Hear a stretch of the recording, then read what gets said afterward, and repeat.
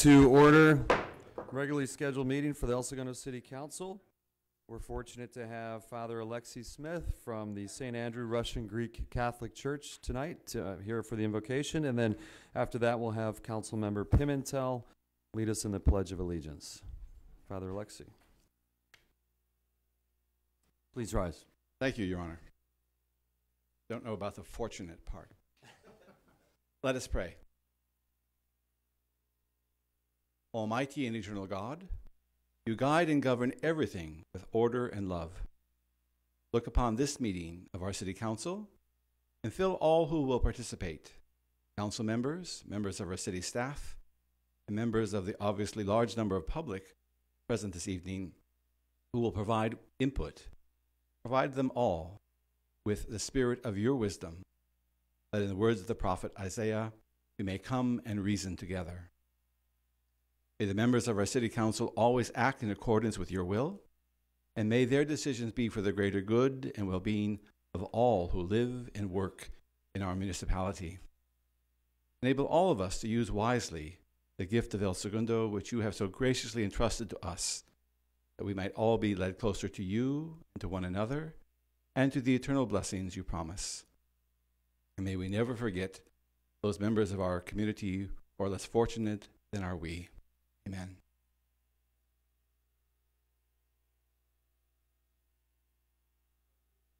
To the flag of the United States of America, to the republic for which it stands, one nation, under God, indivisible, with liberty and justice for all.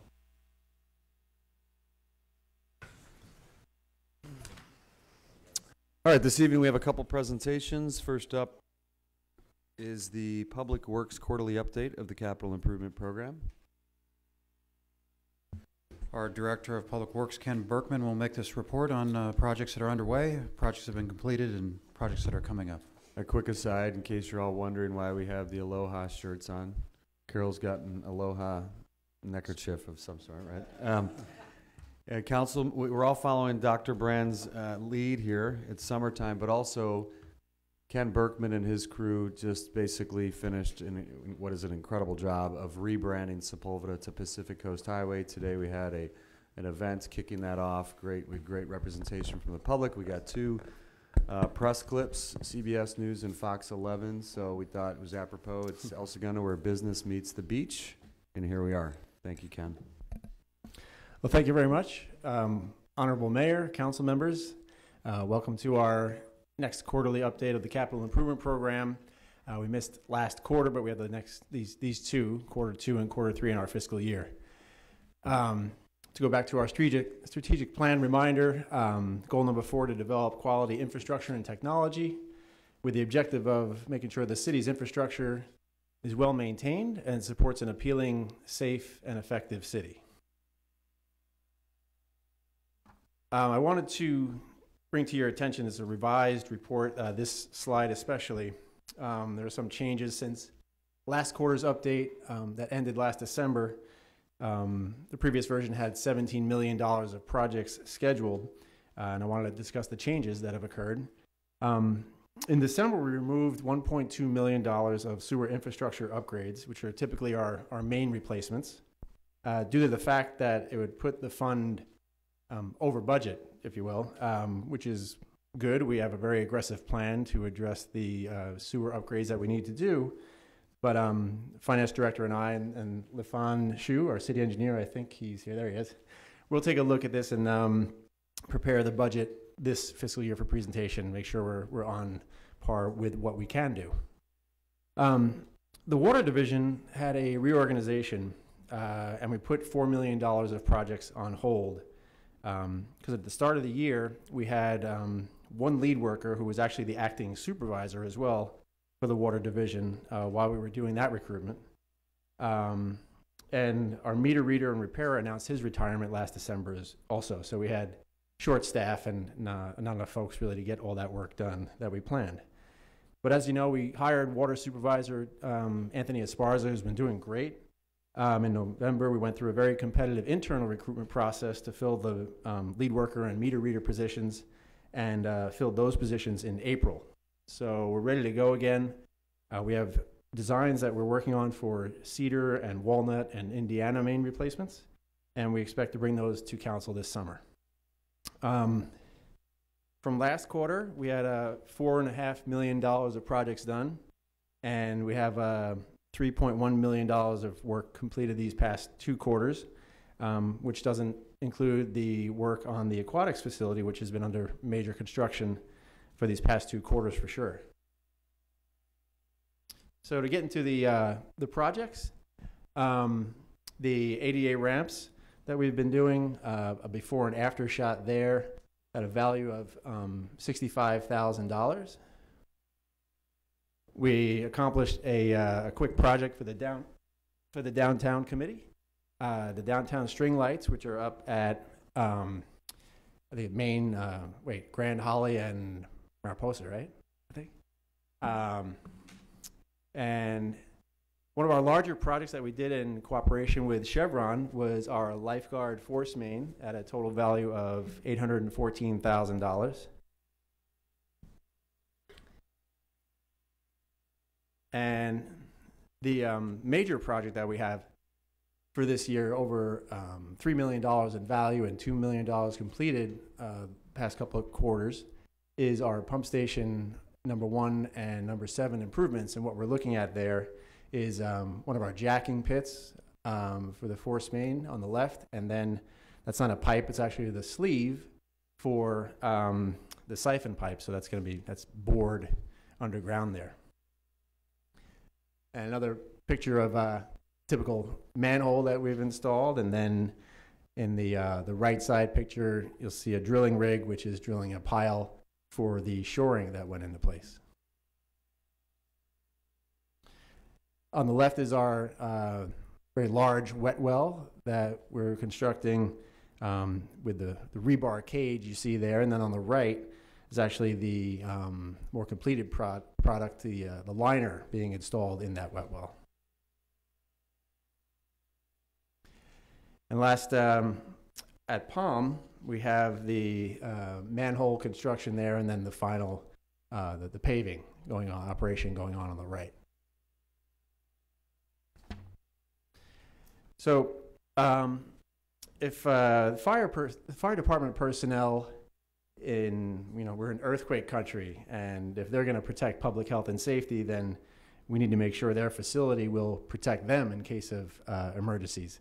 So this seismic retrofit project was very important at a value of $200,000, and that's the interior bay picture. And then this next one you can see if you walked up from the back, the outside. A nice beefy work there that'll protect that facility. So in our next quarter, one thing you'll be considering tonight, we have our next annual pavement improvement project for Citywide Roadways that we're on our master plan to complete. This year we have facilities improvements not related to the facilities condition assessment contract you're considering tonight, but more of the other facilities like police department. And then our Main Street retractable bollards should be up this coming quarter, and additional downtown lighting, and plenty more to come. So I appreciate your attention. Thank you very much. Thank you, Mr. Berkman. Great work. Appreciate that. Any questions for Mr. Berkman? Really helpful. A lot going on. Really appreciate all your efforts in your department. Thank you, Ken. Okay, next up we have a presentation to receive and file a presentation from Film LA. Hi there. You could state your name too, please. Thank you. Sure. Good evening, Honorable Mayor and Council members. My name is Donna Washington. I'm VP of Operations at Film LA. Let's get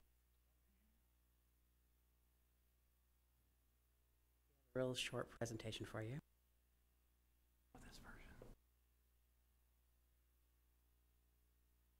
Okay, we need to go to slideshow. This is a PDF, so I'll advance it for you. Oh, you want to advance it for me?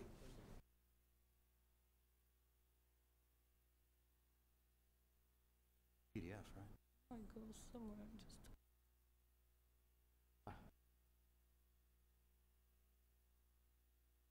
No. Just ask me to advance. Okay, it. that's fine. All right. I can follow directions. All right. So who is Film LA? We are a private nonprofit organization under contract with the county and city of Los Angeles. We serve 22 jurisdictions. If you could advance a little. We serve clients as far north as Lancaster, Palmdale, and as far south as Fullerton, what's my other guy? Newport Beach. We also do permits for Angeles National Forest. We also handle license agreements for schools. LA Unified is our biggest client as far as the schools, but we also serve 6 other jurisdictions. Our experience, and basically, let me take one step back. It's our goal to basically balance the needs of the industry, the community, and the government. If we are serving all three, everyone's a little, unbalanced or unhappy, but hopefully in the end of the day, if we're doing our job right, the industry's here, communities are happy, and you're happy. So our experience, since 2010, there have been more than 273,000 permitted days on location. We've issued over 100,000 permits to our industry customers and thousands of license agreements. Our core services, we offer production planning assistance. So if you're a location manager and you're looking for a location to film, you call our office, you get someone on the phone right away. They can answer any questions about the jurisdictions that we serve. So we can talk about fees, conditions, restrictions. If there are certain things about that location, we will communicate to the location community. We also take, the production planning group will also take meetings to talk about on-location filming. They'll meet them out there. We usually try to involve the departments, and so that we're all on the same page. The major core thing that we do, and we do really well, is film permit coordination. Our coordinators work directly with all the city departments to get approvals. We also collect fees for all the use fees for city properties and service fees. The beauty about the fee collection part is that you will never be on the hook. So you will never see a bounce check from a company. We always guarantee payment. We offer on-location filming monitoring. So we have a group of 30 people that do monitoring on location. If you have sensitive sites in the city, maybe a business area or a sensitive residential area, and you need a pair of eyes there, our monitors are available to show up an hour before production, and they're the last person to leave the location. We do door-to-door notification. That looks like this. On the front part, you'll see, kind of looks like a pizza flyer. The bright blue, notice of filming on the back. It has all the information of the company that's filming on the location, has dates and times, activity, parking, base camp. It has all the information that you see on the film permit.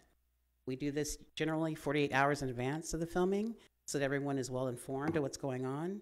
It gives people in the community a chance to call us, and if there are concerns, questions, they can call our office and we will answer those things and resolve those issues before the company shows up. We also have 3 community liaison people that actually are, it's their job to interface with the community. If you have, like I mentioned, sensitive locations, whether it's residential or business, we can go out, we could go to community meetings, answer questions, resolve issues.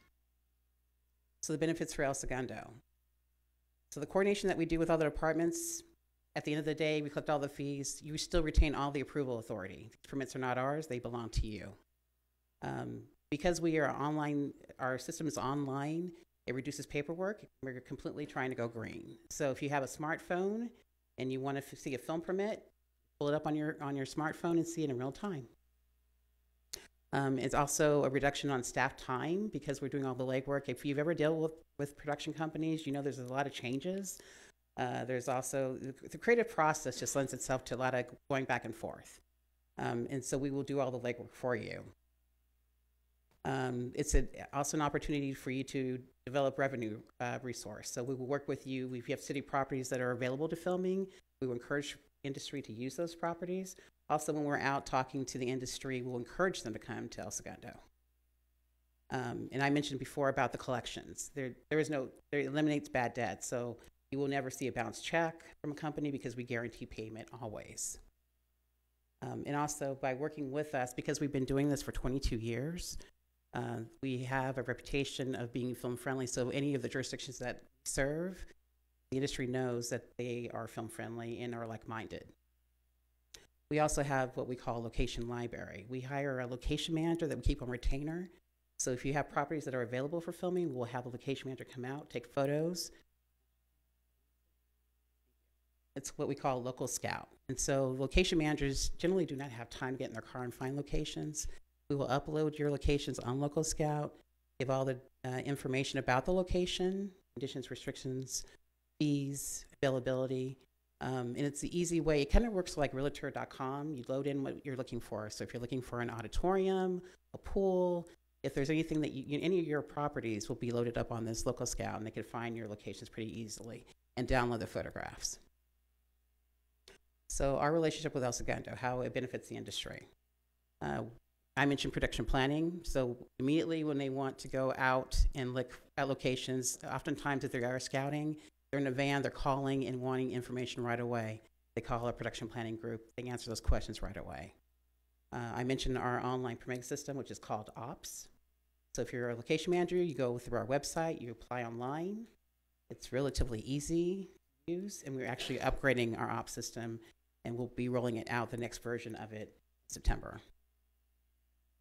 If you're a filmmaker, it's wonderful to go to one place where you could get your permits for several jurisdictions. So often we're seeing permits for LA City, Santa Monica, Lancaster, National Forest. On our film permit, you can actually put up to 10 locations over a 2-week span of time. And I mentioned the marketing of your city properties, and that's a great way to generate revenue income for you. I kind of went through this pretty quickly. I know you probably have a lot of questions. I'll answer anything you've got about them. So Mayor, members of council, this was put on tonight as an information, as a presentation, really just to let the council know that this opportunity exists. Our finance director, Joe Lilio, is working with Film LA to better understand this. And there is the potential that we will be coming forward with a recommendation in the future to contract out this city service. But we just wanted to invite Film LA come down tonight, introduce himself, introduce their services. There's no action on the agenda. Great, thank you. I do have one question. So you listed out these cities that your clients that you're working with. Yes. What was their increase in film revenue once they went online within a year and then a 2-year period? Actually, it varies on different cities. Example I'll give you is City of Vernon. They were barely doing film permits before we partnered. Quickly right after we partnered, they got a television series. We convinced True Detective to base there. And so they were basically having permits every week. And so city manager called me up and said, what is this? You know, we got all this production going on. And it's like, well, people are testing the waters. And that's generally what happens is that once you partner with us, the industry will test the waters and see if it's much easier to get permits through our organization than before. Okay. Thank you. You're welcome. Okay, thank you, Mrs. Washington. Thank you. Appreciate Thank you it. for your time. All right, Madam Clerk, roll call, please.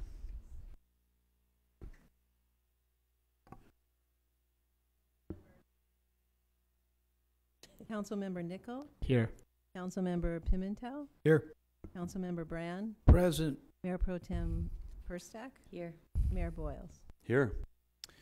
Okay, now is the time and place for public communications. 5-minute limit per speaker.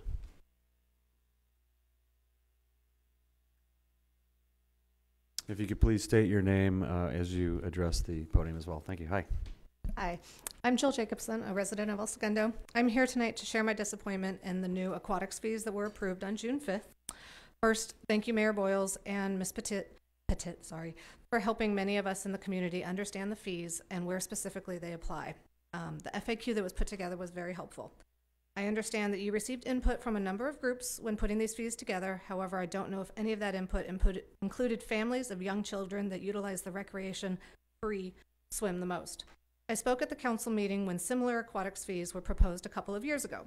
At that time, the fees for the rec IDs were significantly lower. I believe they were $5 for adults as opposed to the current $15, and the cost of swim lessons were only $20.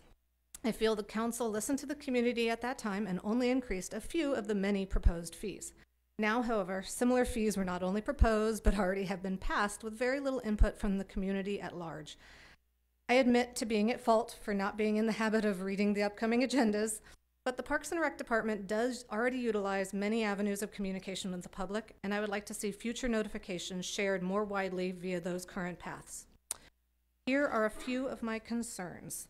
The plunge and the new aquatics facility should not have the same fee structure. They are vastly different facilities and serve different functions. The plunge is our neighborhood pool where the kids get to spontaneously meet up with lots of friends for a fun afternoon or evening of swimming. I don't see the new aquatic center changing that. Number two, if I understand the Wiseburn Aquatics Agreement correctly, wasn't the requirement for Wiseburn residents to have access to the new aquatics facility at the same rates as El Segundo residents? I don't recall this includes access to the plunge, and definitely not that the plunge would be at the same rates as the aquatic center. Costs for group swim lessons have risen from $20 to $28 and are now being raised to $45. That is more than double what it was just a couple of years ago. My youngest has been taking group lessons for over a year and would still completely drown if she were to fall into a pool. My eldest has Down syndrome and has taken group swim, adaptive swim, and some outside swim lessons for over 6 years now and is still not water safe, but could probably get to the edge of a pool in an emergency. My middle daughter is my fish, and she took group lessons at the plunge for 3 years, but we took an entire summer off and did private lessons. During that time, she moved from the clownfish to the seals, which is 3 different classes, in just that 2 months' time. Most kids are in these lessons for many, many years to get to the point where they could possibly be considered water safe at the ocean. Living this close to the ocean, I know that my goal is to have my children be ocean safe. Do you want to do the math for the 3 kids? 10 years of lessons so far, and probably another 3 solid years of lessons ahead of us at the new rates. As for the recreation swim comparison chart, thank you for posting the comparison of the swim fees at the other South Bay pools. I wish it had also included cities like Gardena, Carson, Lakewood, and Bellflower. Not sure why those were excluded. They were less than 20 miles away, but pools twice as far away like Malibu and Irvine were included. If this has something to do with the comparison of the actual facilities available, great. That probably backs up my suggestion of having separate fees for the aquatic center versus the plunge. Of the 11 cities I researched, 9 were less expensive, and many by a large amount. I understand the harsh reality that we can't keep using the plunge for free. I get that. However, let's not attempt to put the cost of refurbishing it only on those families that are currently using the plunge. If I take a straight average of the cities in my comparison, the average is a drop-in rate of only $2.55 for adults and $1.25 for kids, as opposed to the newly approved fees of $4 and $2. Those are the drop-in rates, not including the passes that some of those cities also have. And also, please remember, as Councilmember Perzak already stated, this is on top of the fees for the rec IDs that my family currently has to pay $60 a year on top of that. To those with grown-up children who are saying we should stop fighting these fees and just accept that we have to pay it, I have an idea. Just listen to this.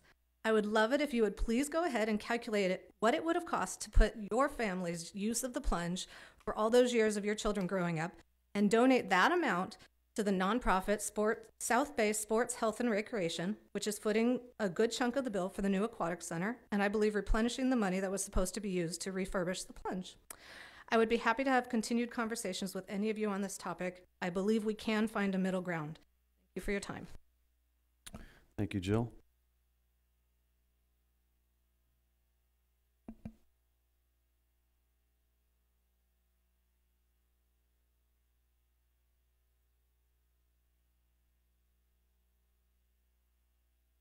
Good evening.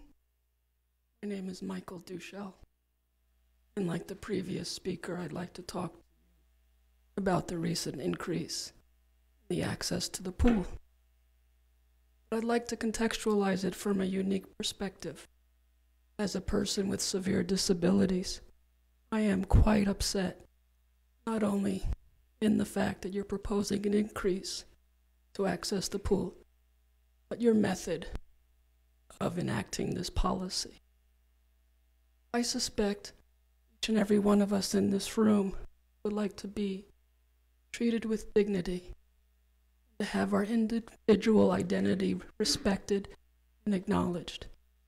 But I believe your actions failed to do that for those of us that are traditionally marginalized and treated in methods that basically exclude us from the programs and services that others have the opportunity to enjoy.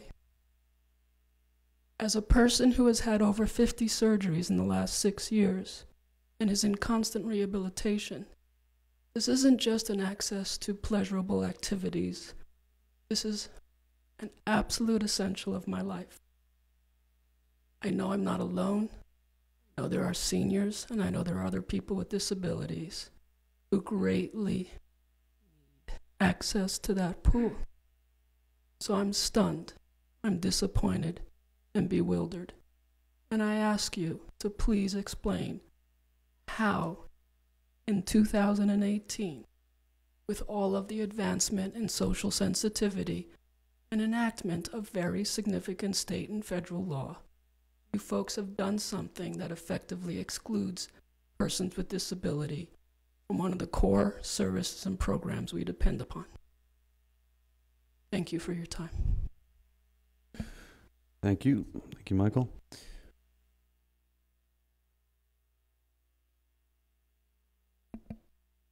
Hello, my name is Chris Cagle. I'm with the South Bay Workforce Investment Board, and I'm here today to deliver your third quarter report. For those of you that may not be familiar with our organization, we're an official partner of the city by joint powers agreement. All the cities in the South Bay, we help with workforce development issues and people that basically are looking for work or businesses looking for employees. We match them and provide services to both sides. Job fairs, for example, are something we do a lot of with adults and youth. And in fact, recently we had a big job fair for youth where over 700 kids came and we hired 100 of them right on the spot. Over 60 companies were at that fair and 300 people were invited back for second interviews. We're doing a lot of stuff right now in apprenticeships around aerospace and engineering, servicing a lot of the companies in the city, as a matter of fact. And we also recently registered the very first aerospace engineering apprenticeship occupation in the United States with the Department of Labor. That was a big milestone for us. It actually requires a degree, so it's a little bit different than the traditional apprenticeship. And we also have a new program that you might be interested in where we help people with autism, young adults that have autism. We're training them on CNC machines, which are machines that create parts. But there's a lot of repetition in that. And after they learn that skill, they're very good at it.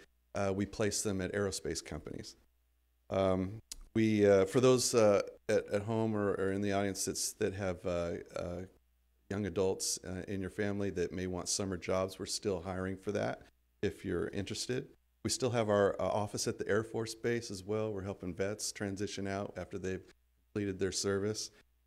Several programs there. There's one in particular that we're working with them that's a new one that you may not have heard of, where the Air Force will allow a veteran who is within 6 months of their discharge as an active duty military professional. They'll let them leave the base and work for a private company while still on the government payroll for up to 6 months. It's really a great opportunity for a company that is interested in hiring veterans, and it gives them a chance to make a smoother transition from military careers to civilian careers.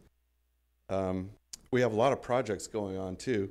You probably have heard the broadband study we're doing with the South Bay Cities Council of Governments to assess the entire region.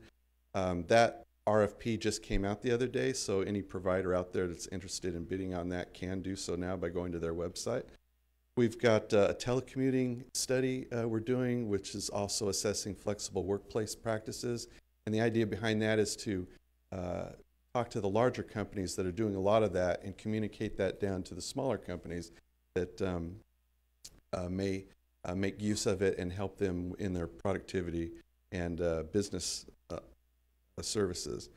We're doing a study on the blockchain as well, which is a really innovative thing because that's like brand new out there. So how can our region make sure we're keeping up with that new technology, and what do we need to be doing to train our local people to be versed in that, so that we're not behind the curve, but we're ahead of it. We've got another thing called South Bay Accelerator too, where we are going into businesses that are privately owned. Maybe they have 25 employees and they can't really make it to the next level. So we're going in and we're helping them with their equipment on training them how to get more productivity out of it. And that's in partnership with the Haas Factory Outlet. And that's just now gearing up too. We're also doing a program coming up called BioFlex. It's a biotechnology apprenticeship, which is we're really excited about too. That's in partnership with Mark Ridley Thomas's office. Lots going on, and if anyone wants to know more about what we do, all of you are invited to come down to our office, and we can sit down with you, with Jan Vogel, our executive director, and go through all of our programs and help you figure out how you can help your constituents with any of their job workforce needs and your businesses as well. So feel free to call on me. Our number is 310-970-7700, and our website is www.sbwi.org. Thank you so much. Thank you, Chris. Good stuff. Thanks. Yeah, please. Thank you. Okay, looks like there are no more public comments. That concludes public comments. We're getting into city council comments. I just want to say that I've said publicly, and I'll say it again, that we could have done a better job as a city communicating the changes that were forthcoming from a change management standpoint, getting other people to solicit input from different groups. There was a fair degree of solicitation that occurred through the Aquatics Committee, through different clubs in town, and we have some tough decisions ahead of us as a city, and this isn't going to be the first. There'll be others, and everybody has been clamoring for an aquatics facility. I understand the concerns. Personally heard them loud and clear about the desire to want to differentiate the fees between the plunge and the aquatics facility, and there's more work to be done on this topic. Thank you for your comments. Any other city council comments on public communication? Mayor and members of council, you did ask staff to come back with a recommendation on a fee waiver policy and an accommodation policy for the aquatics fees. And Meredith and her group are going to be working on that through the Rec and Park Commission and then back to City Council. Great, thank you. All right, we have a procedural motion, and then if it's all right with the Madam Clerk, after the procedural motion, I'd like to move the consent agenda up, if that's okay. The council's okay with that? I know someone here is here that's, I might want to pull an item, and I think he has something for the city as well. So, A, consideration of a motion to read all ordinances and resolutions on the agenda by title only. So moved. I'll second it. All right, all in favor? Aye. 5-0. Okay, consent agenda. I'd like to pull item 15. Item 15, pull. Okay, that's the one I was going to pull. Thank you, Mr. Nickel. And I was going to pull item 11. Any other pulls? Okay, do I have a motion to approve items 6, 7, 8, 9, 10, 12, 13, 14, 16, 17, and 18? So moved. Oh, I'll second. All right, great. Thank you. All in All in Oh, favor? thanks. I had a senior moment, man. All in favor? Aye. Aye. All right, 5-0. Thank you. I was ready to go. Thanks, Scott. All right, item, let's see, item 11 relates to, I'll read it, title. Consideration and possible action to 1, award a standard public works contract to All American Asphalt for fiscal year 17-18 pavement rehabilitation, project number PW 18-18, and 2, award a standard professional services agreement to KOA Corporation for construction inspection services, fiscal impact $1,236,730. I pull this one, Mr. Berkman, to understand what our plans are for bike lanes and multimodal. And since 2011, we agreed to be part of the South Bay Master Bike Plan Coalition. And it doesn't seem, correct me if I'm wrong, but it doesn't seem as if, I think the commitment was made maybe verbally to any streets that get repaved, that we go ahead and we do whatever it calls for in terms of bike lane consideration. And so I don't think that we've done that, so I'd just like to get some answers on that and then hear about plans in the future in terms of implementing some of those. Thank you. Sure. Thank you, Mr. Mayor. But the city, through Public Works, has a definite master plan for our bike lane system. Last year, council approved the design of bike lanes for Douglas and Nash and El Segundo Boulevard from PCH to Aviation. And that is part of the South Bay COG plan, which we are a part of. And the key goal for that is to really build the backbone of the system first. And by doing so in that area, east of PCH by the train station, allows us to meet Metro's goal of the first mile, last mile, make it more accessible to multimodal means of transportation. And that in turn would make us eligible for competitive applications for Measure R and Measure M, because we'll be achieving that goal and it will look attractive to gain that money on top of our local return that we get. So El Segundo Boulevard itself is part of our upcoming capital plan, and we're going to produce a multi-year CIP this year for improvements starting PCH and going easterly.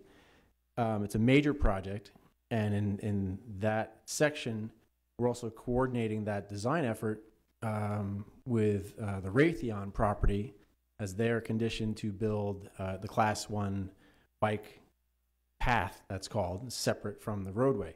So we're anticipate a future design, and with that connection, we hope to bring all those roadways to start our backbone of our system and be competitive for that large project to get other funding so we can really start our system. To more directly answer your question, it would be kind of inefficient to put bike lanes or bike paths or the Class 3 as a bike route with maybe sharrows or signage in a hodgepodge kind of way. And we need to address our pavement program in the most efficient method possible, going by our 2015 master plan, address the worst and gain the most bang for a buck that way, economy of scale, where we can put things together. So we've never put there are plenty of other roadways to come, but we haven't placed bike striping signage with each pavement project for those reasons.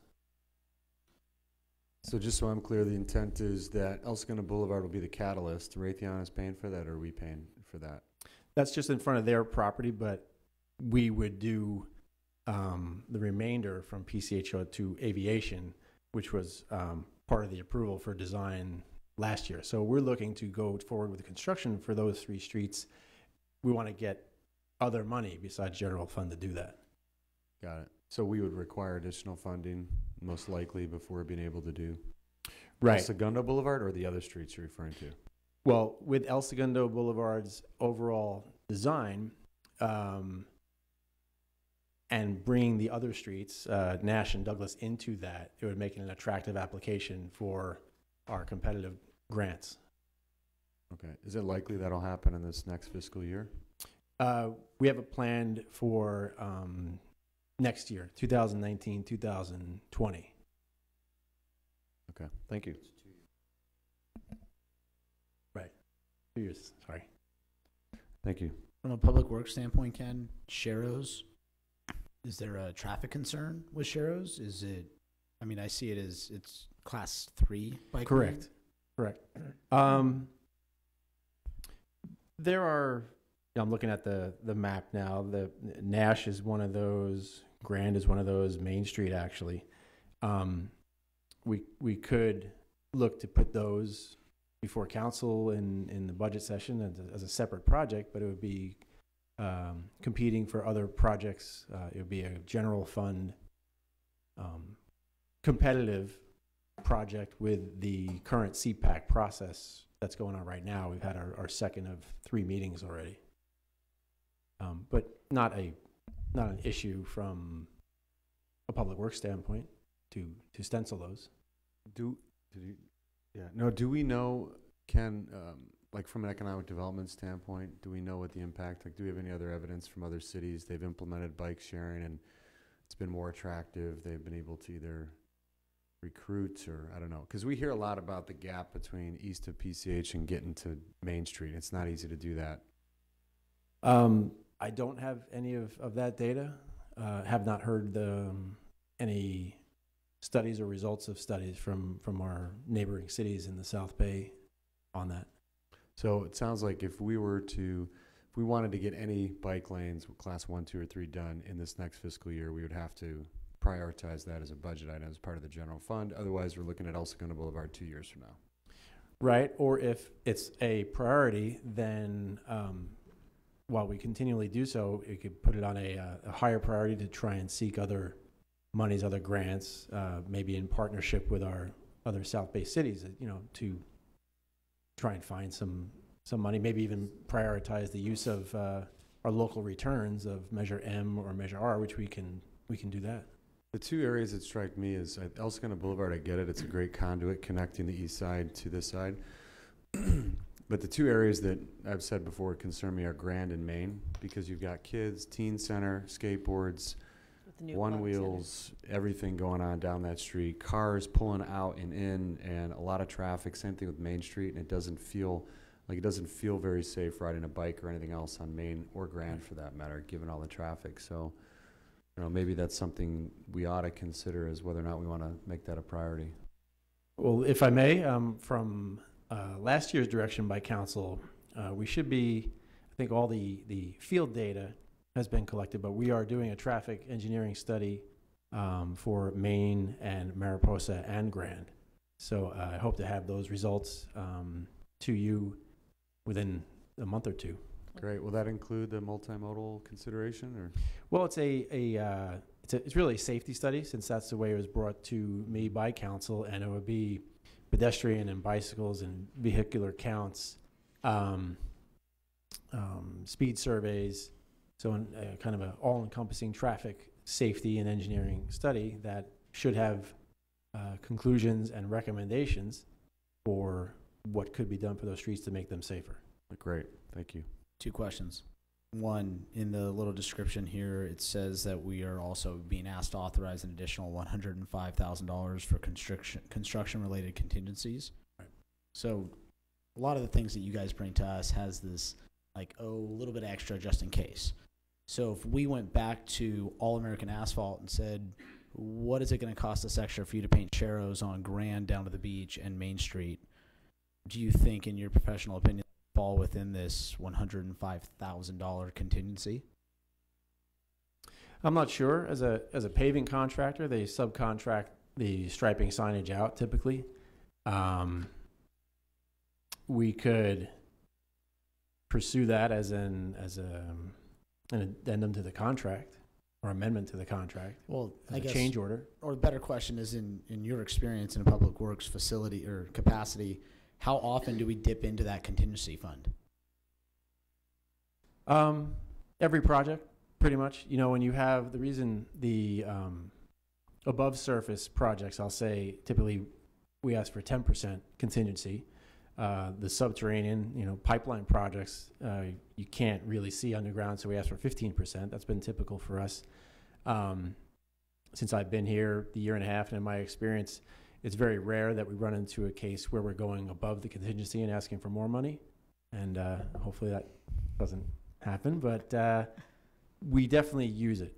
And we use it for both unexpected items or when things go, say, well in the field and we have the opportunity to add to the contract, do more paving, or have them fix or improve something else under the same contract, we definitely take advantage of the fact that they're mobilized and are there.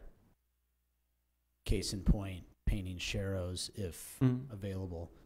I guess you got 5 residents here, one of which who's been in this town for a long, long time, and whether this traffic study comes back saying it's safe or unsafe to ride my bicycle down Grand or Main, I've done it thousands of times. And so has many other people in this community. So just the thought of incorporating that into this, it's just the practical mind thinking, well, we're about to repave, we're about to repaint, why are we not talking about this now? Right. So if, say the showers are kind of the low-hanging fruit here, I think I'd appreciate the opportunity to really look at, again, not to hodgepodge it. These streets that we're doing, as you saw by the map, some are concentrated, but there are several sections. So I'd much rather, I think it'd be much better use of limited funds to make a system-wide kind of analysis of it and make it a separate project. Say, you know what, we're going to do Sharrows in all of our Class 3 bike routes. which of course we know the vehicle code says you can ride your bikes in the street, but at least that's an additional measure for the class 3s. And if we could put that to a separate bid, I think it could be efficient. Maybe to move this forward, Ken, I would move that we authorize this tonight and then ask maybe that as part of the budget session, you come back with some information for us to consider.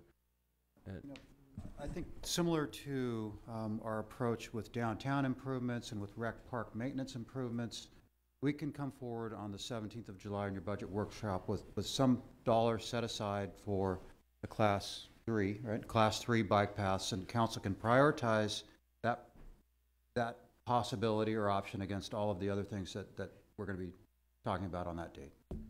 Okay, thanks, Ken. Thank you for doing the Can we also presentation. include in that, from Maine to all the way down to the Aquatic Center on Grand, since, kids will be biking that way toward the Aquatic Center? Yes, for Main Street, just for information, it goes from, it's a proposed class 3 from Imperial down to El Segundo, actually. No, but starting on Main, She's on saying Grand. Grand heading Grand Avenue east. from Maine to Dooley. to the end, Oh, all the way past To the PCH, you're saying? because Is that one of our we have now bypass now? a facility there for Mm. kids. Good point. That is where it goes, actually. Okay. Main to Excellent. Dooley. Ken, thank you for considering this and presenting on it. Appreciate it. My pleasure. Thank you. All right, so I made a motion that we approve item 11. Second. All in favor? Aye. Aye. 5-0. Okay, item 15, consideration and possible, actually, would you mind reading it, Councilman Nickel? Oh, You pulled geez, this here we one. go. Consideration and possible action regarding the acceptance of a donation from American Youth Soccer Organization, AYSO, Region 92, in the amount of $50,000 to help fund the capital improvement project to install shade structures at Campus El Segundo athletic fields, and authorize the city manager to execute an agreement in a form approved by the city attorney designating the use of funds. Fiscal impact $50,000 revenue. Great, thank you. Maybe you could talk about why you pulled it. Probably the same reason I did, but I pulled this item because I knew it was something good for the city, and I didn't want it to get buried in the consent calendar, and just pushed on through. And the person presenting the check to the city is in the audience, Mr. Grimmon. I thought I'd want to invite him up to the microphone and tell us a little bit about why they are donating $50,000. we're going to like 11 tonight, so we just spared you, Barry, several hours. Yes, so you did. Any preference on teams and coaching would greatly appreciate this coming fall. Don't ask him where he went to school, please. Registration is still open through Sunday And for in honor soccer. of the So World Cup, this is wonderful, right? it is World Cup weekend. So thank you, coaches and council persons, for allowing us to speak. I'm representing AYSO. I'm the regional commissioner for El Segundo. We're Region 92. I just survived the national conference this weekend, which is kind of hard to have a national conference where they want to discuss the size of goals and how size of fields when there's World Cup games going on. So, but we were again named a platinum division. Only 4% of the regions in the country are platinum. That's because of our parent involvement, our youth involvement. I mean, in the fall, there's over 930 kids. There's over 420 adults that volunteer. It's far and away the largest youth sport in town. We want to be part of it. So for years, we've been sort of putting some nuts away in the tree. And now that the campus fields are done, we want to work with Meredith and her team to try to get some shade out there for the kids and for the coaches. So we're stepping forward with a donation that we've had been planned for 5 years, and hope that that'll get us shade on both sides of home field and the visitors field, and look forward to getting that going sooner than later, and whatever else we need to do, because every place we can put a ball on the grass and a kid kicking a ball in this town, we want to do, because kids love soccer and gives them teamwork and sportsmanship and gives them confidence. So, as volunteer coaches up here and the volunteers in the audience know, we just want to make this the best soccer town in the South Bay. So we look forward to helping support Shade at campus. Thank you. Thank you very much, Mr. Grimmon. Appreciate you being here tonight. And that's great stuff. Truly private-public partnership. Really great to see. AYSO has been a great partner of the city. Thank you. Thank you. Yeah. So, Scott, you want to move approval? I would like to move to approve item number 15. I'll second it. All in favor? Aye. Aye. 5-0. Okay, great. Okay, we're going to go back to number 1. Yes, thank you. Consideration and possible action to conduct a public hearing to consider adopting new fees or amending current fees and service charges and other amendments to the City of El Segundo fee schedule, not including water rate fees, sewer rate fees, and development impact fees. Fiscal impact, potential additional revenue for fiscal year 27-18 of approximately $50,000 and $602,700 in fiscal year 2018-2019. And I've got some things to read here. It's a public hearing. This is a time and place here to fixed for a public hearing. City clerk, was proper notice of the hearing given in a timely manner? Yes. City clerk, has any written communication been received regarding this public hearing? No. Thank you. Public hearing is now open. Mr. Carpenter, who will make the presentation? Joe Lilio, our Director of Finance, will introduce this item. Eric Johnson from Revenue Cost Specialists will also be presenting tonight. Great, thank you. So good evening, Mayor Boyles, City Council members.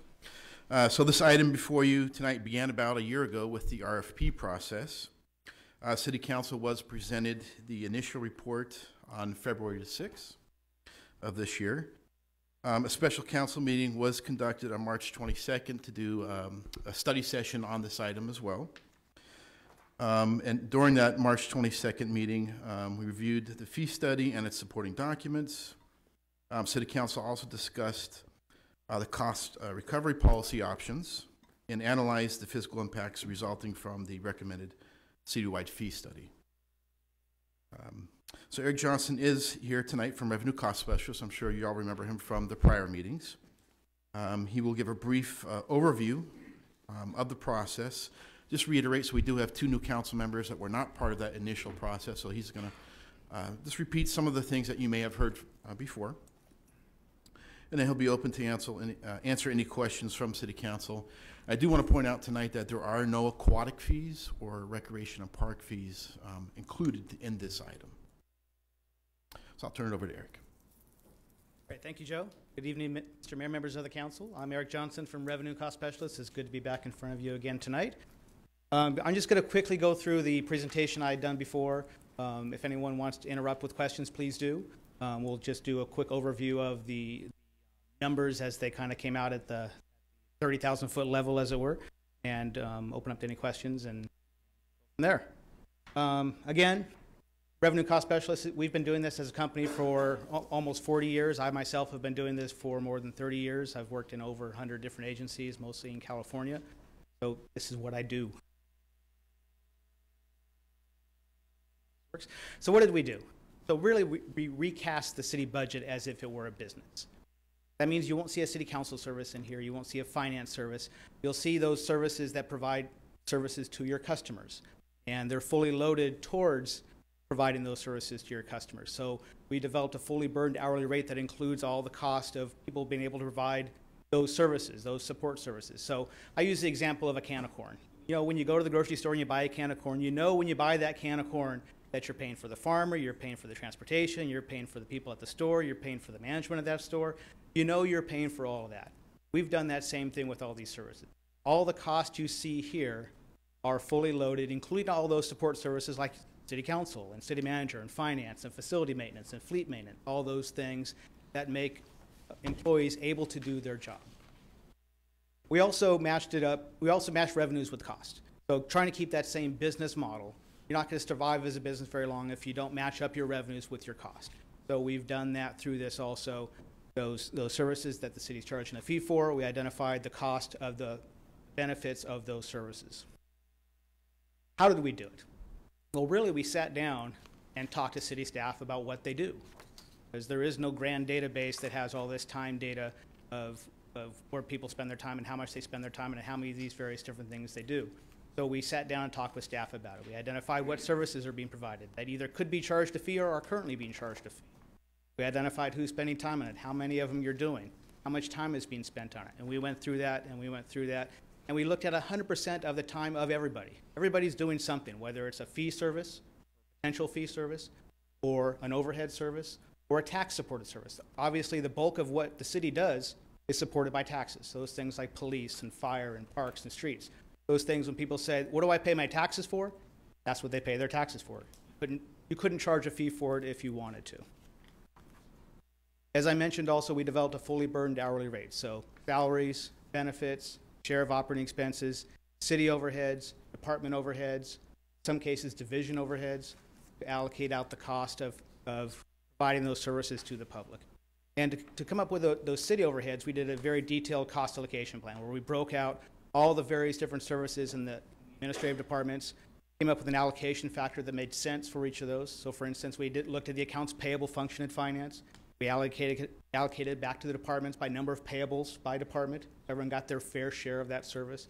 And we did that for all the administrative services and have a cost allocation plan that's thicker than the final fee study report.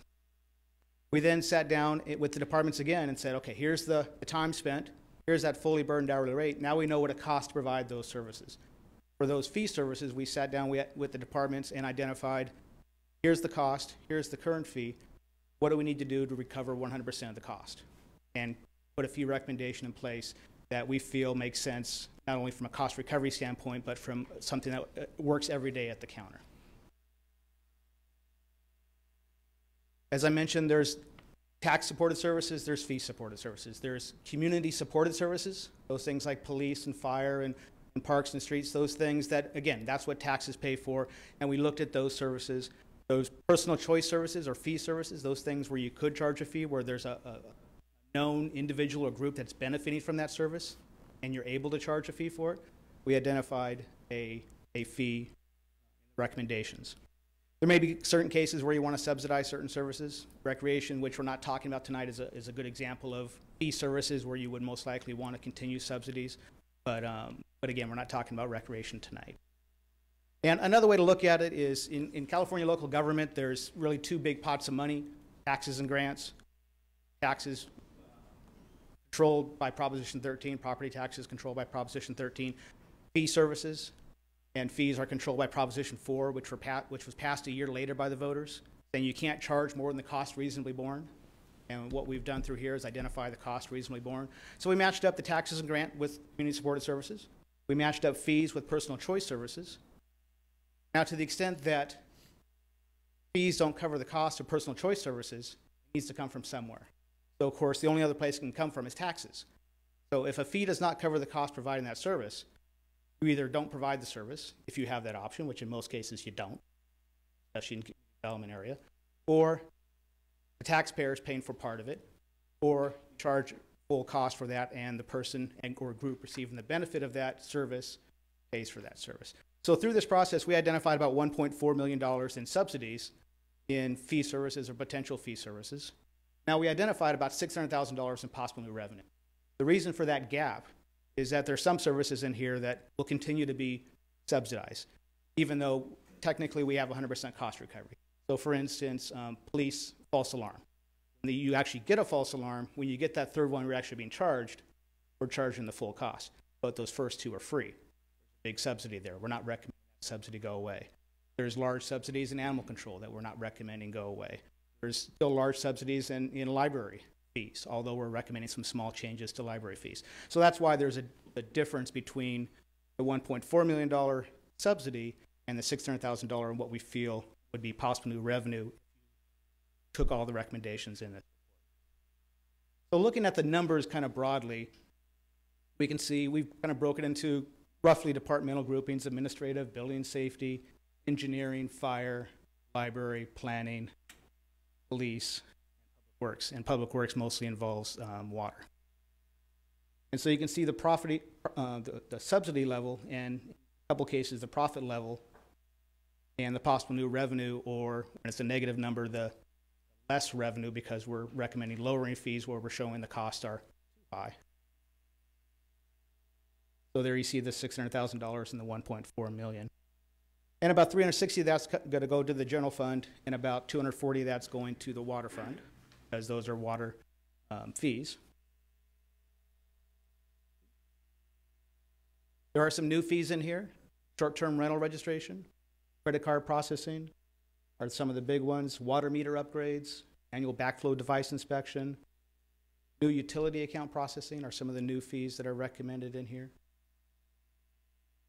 There are some fees, again, that are going down because we can't charge more than the cost reasonably borne. So if you know the costs are more than what you're charging, you must lower the fee, stay in compliance with the law.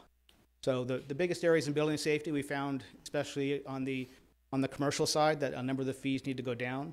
On the residential side, a number of the fees are going up, but the larger commercial projects are still going down. That's the big difference there.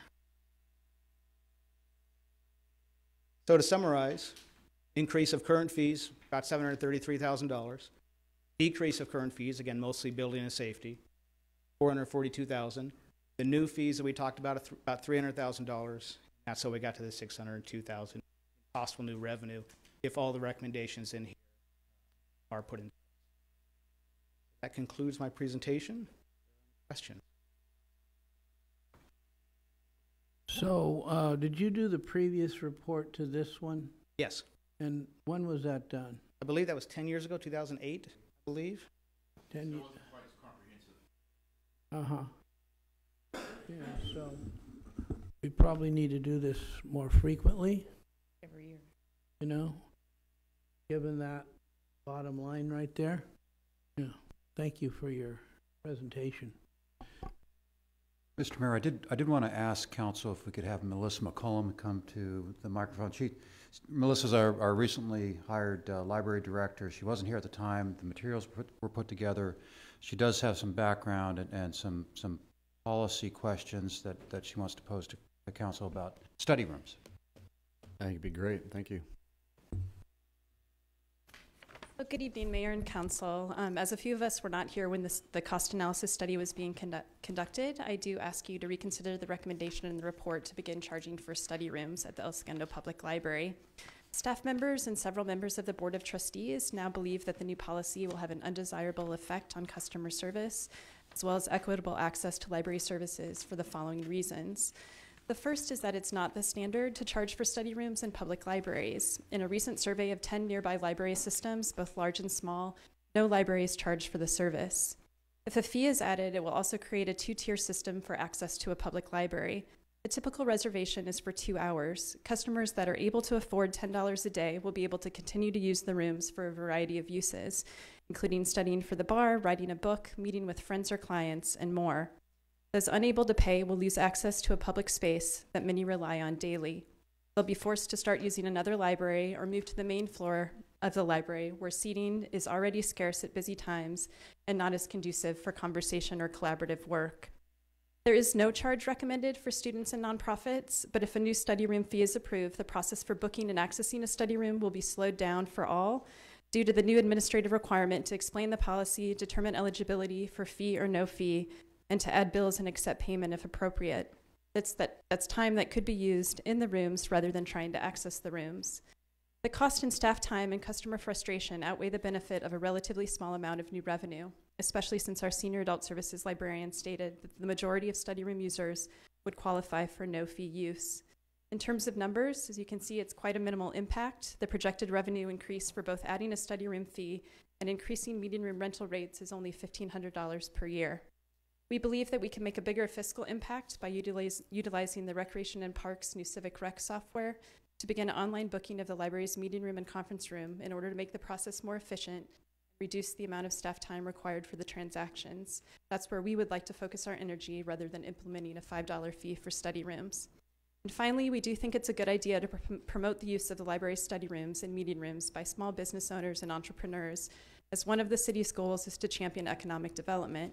As long as all have an equal opportunity to use the rooms, the library should be providing library services to all members of the El Segundo community. Thank you for consideration. I do have a question for you. Thank you very much for that. With the new system, would someone be able to, what's the word I'm looking for, kind of capitalize on that and book it multiple days in advance? Like if I am an entrepreneur and my option is to work at 360 Hub or we work across campus and pay a lot for a hot desk as opposed to having this incredible study facility. So I mean, I guess what's the policy going to be, or what is it now in terms of ensuring that there's some So the current policy is you can book it 2 hours a day per person or group. Okay. So if staff notices that somebody is misusing that, they'll address it just administratively and let them know. We don't ask people to leave if nobody's waiting and the rooms are open, but if another individual or a group needs the room, we would address it at that point. And when we transfer to the online system, my understanding is you can build in things like that to make it work. Thank you. We would start by doing the meeting room and the conference room, but we would look at the option of doing study rooms online too, because I think that would be better for customers. Great, thank you very much. Sure. Dr. Brand. Do you know if people book the room and then use it as part of their business to make a profit?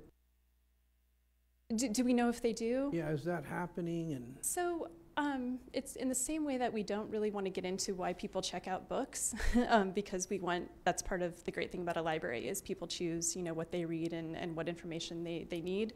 So in the same way with study rooms, we don't really, quiz them about what they're using the rooms for.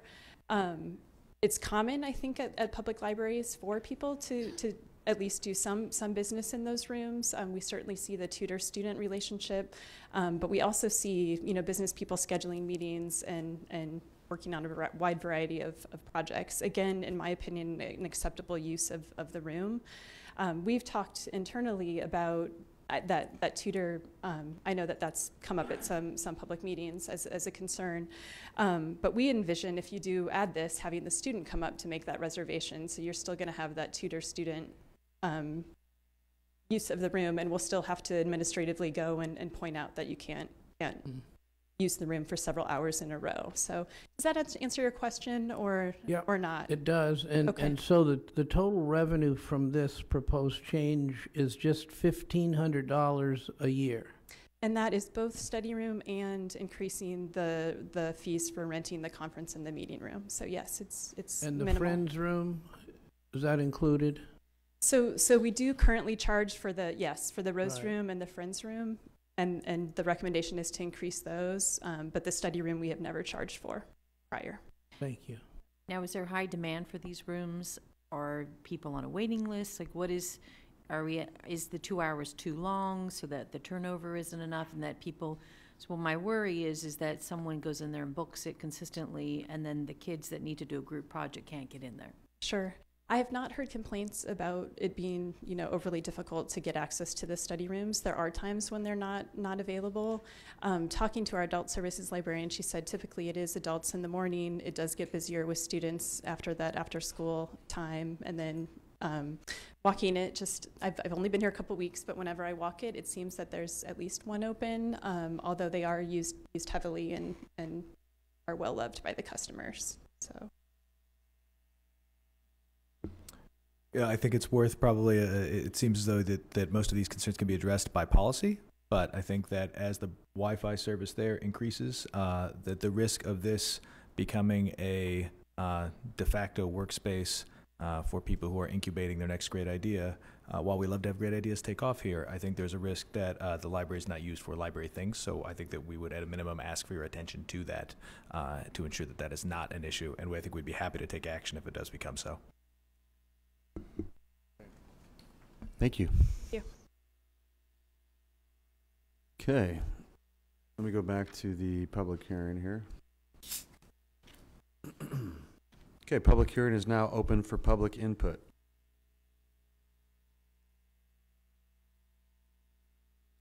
All right, may I have a motion to close public hearing?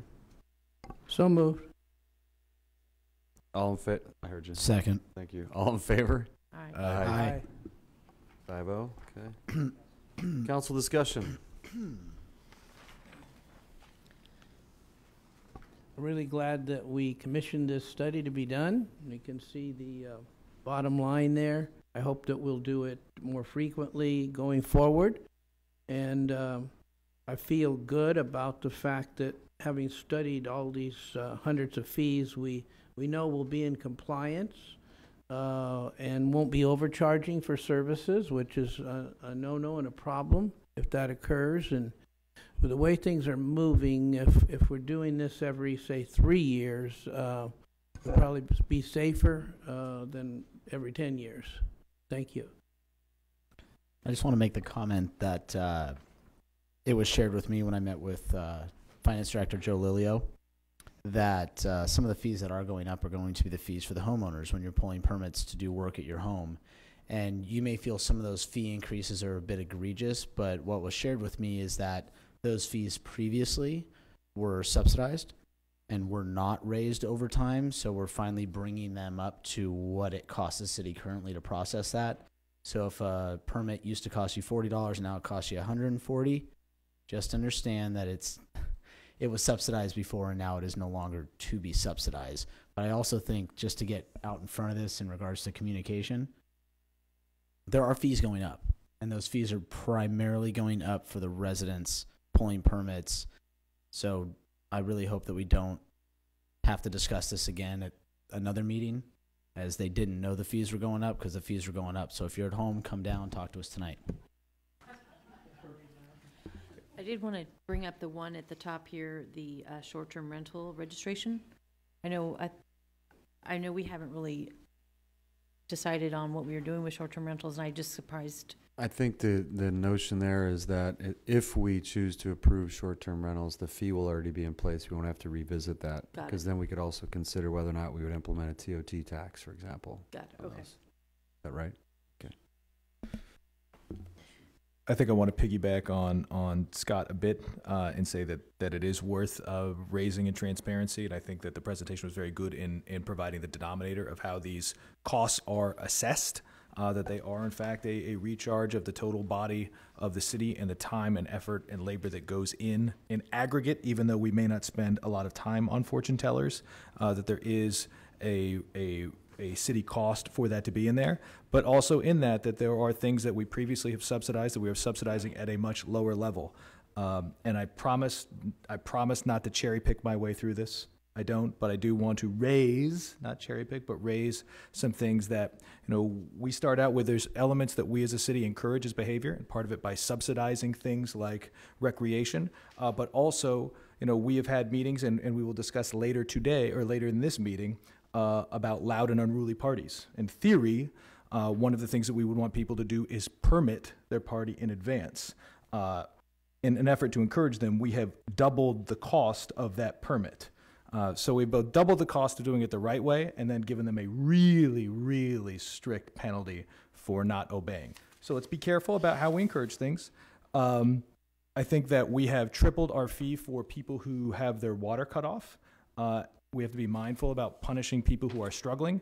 People do not typically opt to have their water turned off because they are lazy. It is usually because things have gone really wrong. And tripling the fee for that is, I think, perhaps something we may want to be willing to revisit. But I think that also this registry, in mind of how useful it is to do it every year instead of every decade, as we see things that as the holders of the municipal code, we may not need to spend a great deal of time administering, whether it's fortune tellers or our auction permits or bingo or things that probably may be cast in a wider general business license instead of spending time and revenue on things that may be dated references. So that is all. Thank you, Councilmember Pimentel. I know there was a thought, because I remember discussing the water shutoff. Can you maybe, someone could go to, there's a great level of effort that goes into ensuring that doesn't happen. Can you maybe alleviate some of? Absolutely, and I'm going to let our revenue manager speak to that.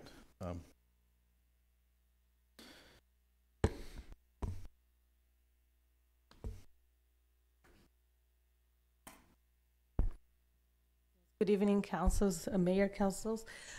So the process to shut off a water encompasses multiple departments and multiple staff from different divisions. So what happened is, after a water bill is overdue, we are going through a late notice processing. So we are sending all those late notices. Eventually, those late notices don't get paid. So we start a red tag process. So now we have water division personnel driving to those locations to hang a tag in every single door to advise that the water has not been paid after the late notice, so therefore it's going to be shut off. At that point, somebody in the office is also trying to contact everyone to notify of this event. There is another dispatch 5 days later from water staff, driving back to those locations to go into those meters and, lock the meters for that shut off. Once this water is shut off, they might come back to City Hall and make this payment. At that point, we have to dispatch again another city vehicle with city staff to go back to that property to unlock the meter. So that's, pretty much in a nutshell what encompasses the city costs for that. Thank you. And then roughly from the time that they got their bill and it becomes delinquent, I think they're every 2 months, right, the water bills? So, yes. How much time on average is there before they're delinquent, their bill, and their water gets shut off on average? We're talking about a month, 3 months? So we're talking about 45 days. 45 days after it becomes delinquent. 45 days after it become, so like 20 days after it become delinquent. 20 days after it becomes delinquent. In an average. So they have, from the day that the bill is due, they have 20 days to pay. And then the process is started in about like a day 21 or 22. And it goes from this late notice to the red tag on the door to the shut off process. That all happens like in about like another 25 days. So it's like 45 days. Correct. Okay. And you said that, sorry. And how many a year, roughly? I feel like last I asked, the number was really low, right? Yeah, so recently we have really, have this process, like a whole more like streamlined. So we have about, let's say, 15 a month of those events. 15 people's water shut off a month? About wow. that, yes. That's a lot more than I remember. Okay, and then next question is, with the new water meter technology, I can't remember if we would have the ability to shut the water off remotely or not. No. Okay. Any other questions while Juliana's up here? No, so on the 15 water shut-offs, you got to remember that we have a different billing cycle. So I know that some numbers are smaller because some billing cycles are smaller than others. So depending on those billing cycles, like you have a loss. So, but like in general, if you add, because the billing cycles start like staggered throughout the month. So if you add it, it's going to be about 10 to 15. And if I could just add to that, so that's not just residents, businesses Correct. as well. Yes. And it could be, the business vacated the building, and whoever the landlord is or the property management firm is just not being communicative with the city. But also, if we come across where a resident has a hardship, we work with them. We don't shut off their water. We completely work with that resident to ensure that their water stays on, and we can continue to work some type of payment plan out with them. Okay. Yeah, that's correct. So we don't just shut off. So somebody contacts us back. We do work on several different payment plan options. They can just pay at one lump sum like ahead. They can parcel that payment, but we do work with Has the number decreased since you went to more available options to pay as a resident?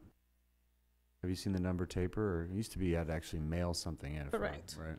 Correct. So it has significantly decreased. But we still don't offer a whole lot of like a variety of payment options, and that's something that we are studying to bring alive is multiple payment options. So right now it's pretty much you send a check or you go into a link, but you still have to receive a paper bill. Oh, I thought you could do it through your bank account as well. Correct. Yes, you can do okay. Automatic debit. Okay. Yeah. Yes. All right. Council Member Pimentel, that. Okay. Thank you very much. Oh yes, Dr.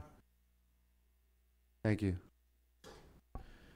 So, Joe, with any of these fees, if we establish, the council also reserves the right to waive the fees and not collect them at the level we've taken action on here?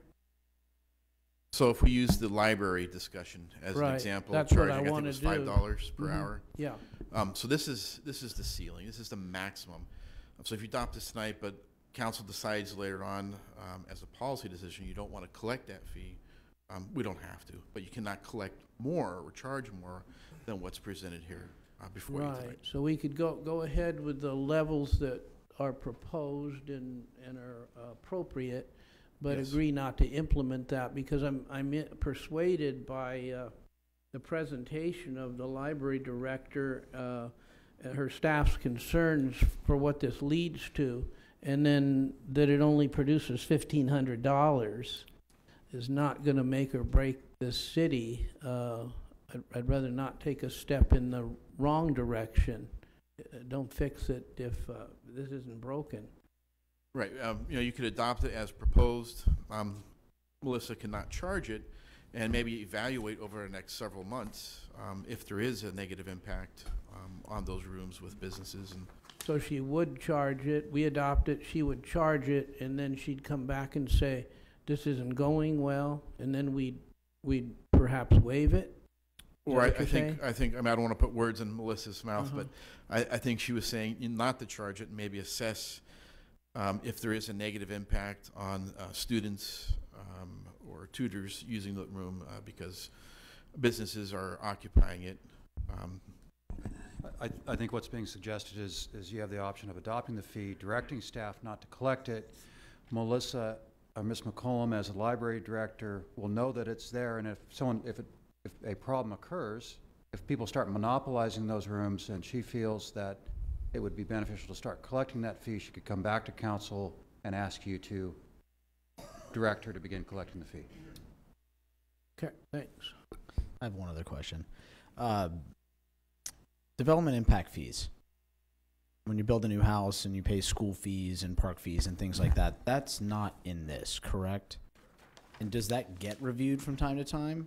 Do we keep that separate for a reason? So it does get reviewed from time to time. I'm not sure the last time that was reviewed. Maybe Sam Lee can address that. Just from memory, I think it was about 8 years ago, and I believe we built in a CPI or an escalation, so that those fees are escalating on an annual basis.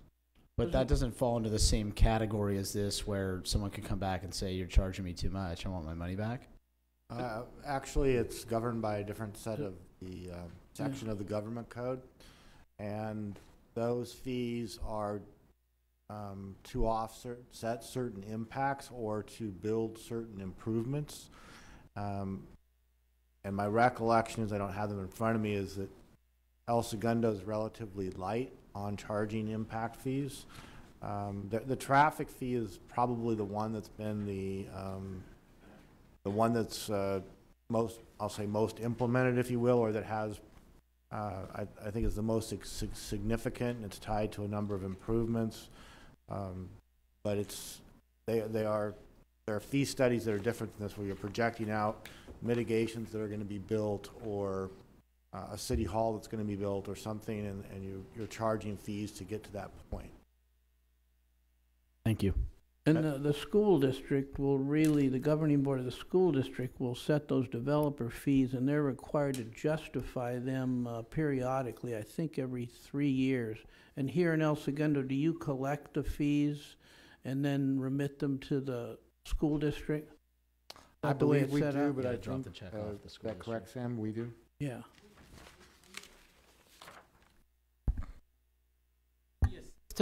We assist the school district by doing the calculations, square footage calculations, and follow the plans. The actual payment is paid through the school. Goes there. Yeah. And then you bring your receipt back, and then they give you your permit. For Weisburn and Right. El Segundo. Got it. Thank you.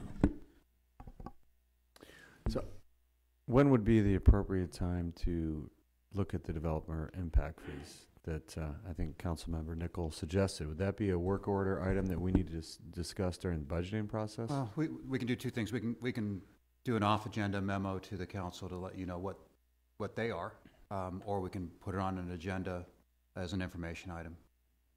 Present to you when they were last changed, what the methodology was, where they stand relative to our. I would vote for the latter, maybe later in the summer. Okay. Have it on the agenda. You guys okay with that? Sure.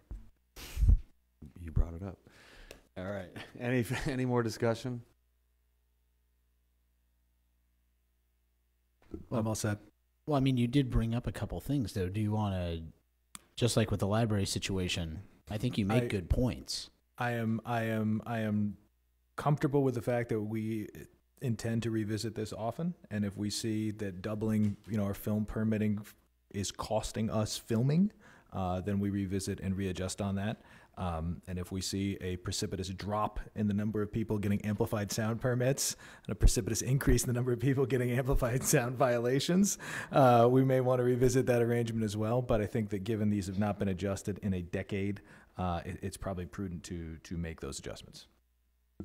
But to Chris's point, can we make sure that we're keeping records of these types of things so that we can check to see if there's a change in number of permits being pulled?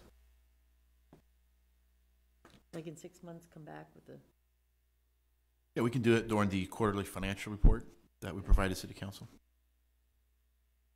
Great. City Attorney, will you read the resolution by title only, please? Mark, I have a question. Sorry. It's okay. Mayor. Are we not adopting the recreation parks? I checked haven't really with talked. Joe about the resolution, and he told me it's correct. So what, just go ahead and point out what it is you're concerned about. I don't know what reference you're making to the Well, resolution. we actually No, never I reviewed. apologize. I had a misunderstanding. Sorry. And we never reviewed the Parks and Recs ones publicly. When originally this fee study was presented, the rec park was not part of it. So we They- actually haven't had a full detailed presentation on it. These are actually the first time we've seen. No, the look, rec- the park and rec fees were adopted at the last meeting, Was it? separate and apart from this fee, these fees. They were, at some point in time, it was discussed internally that we're gonna go on the same agenda, but then they didn't. I don't know if they ever were on the same agenda together. Second part. Yeah, we didn't do rec park.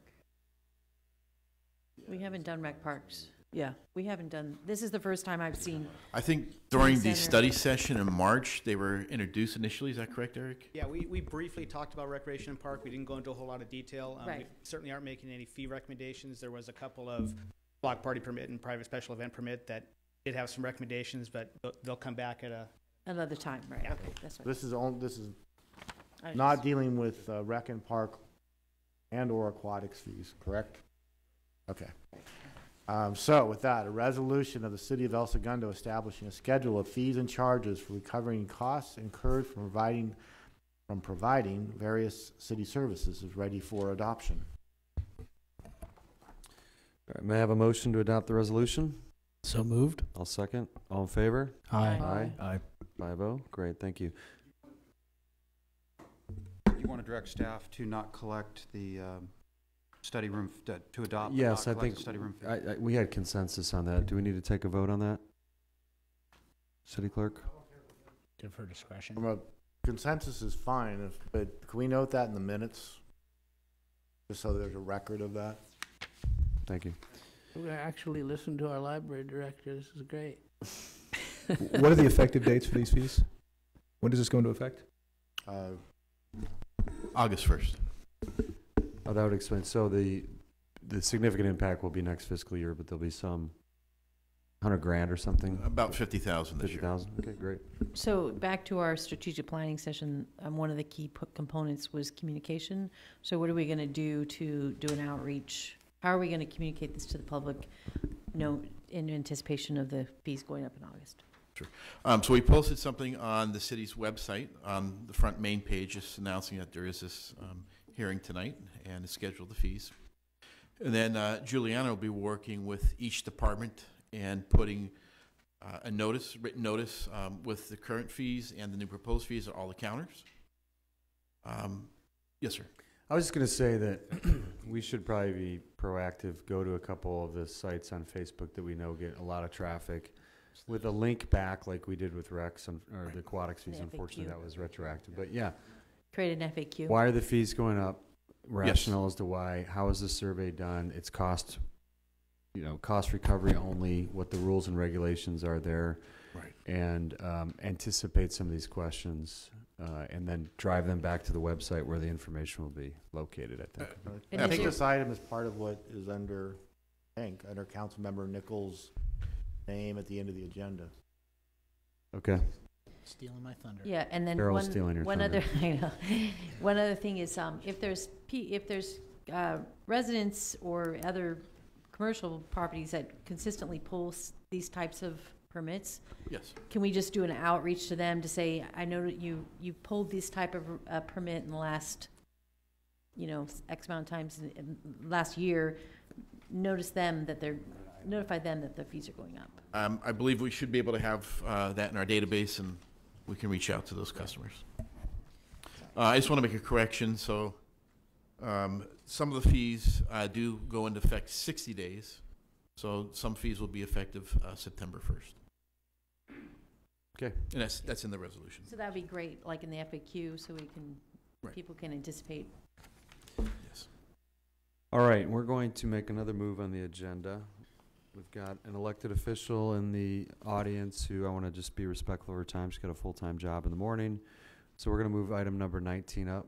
Mrs. Biner, if that's okay with you. Consideration and possible action to adopt a resolution approving the statement of investment policy as amended to allow investment in joint powers authority pools for the California Asset Management Program and receive and file the quarterly investment report for the period ending March 31st, 2018. Fiscal impact, none.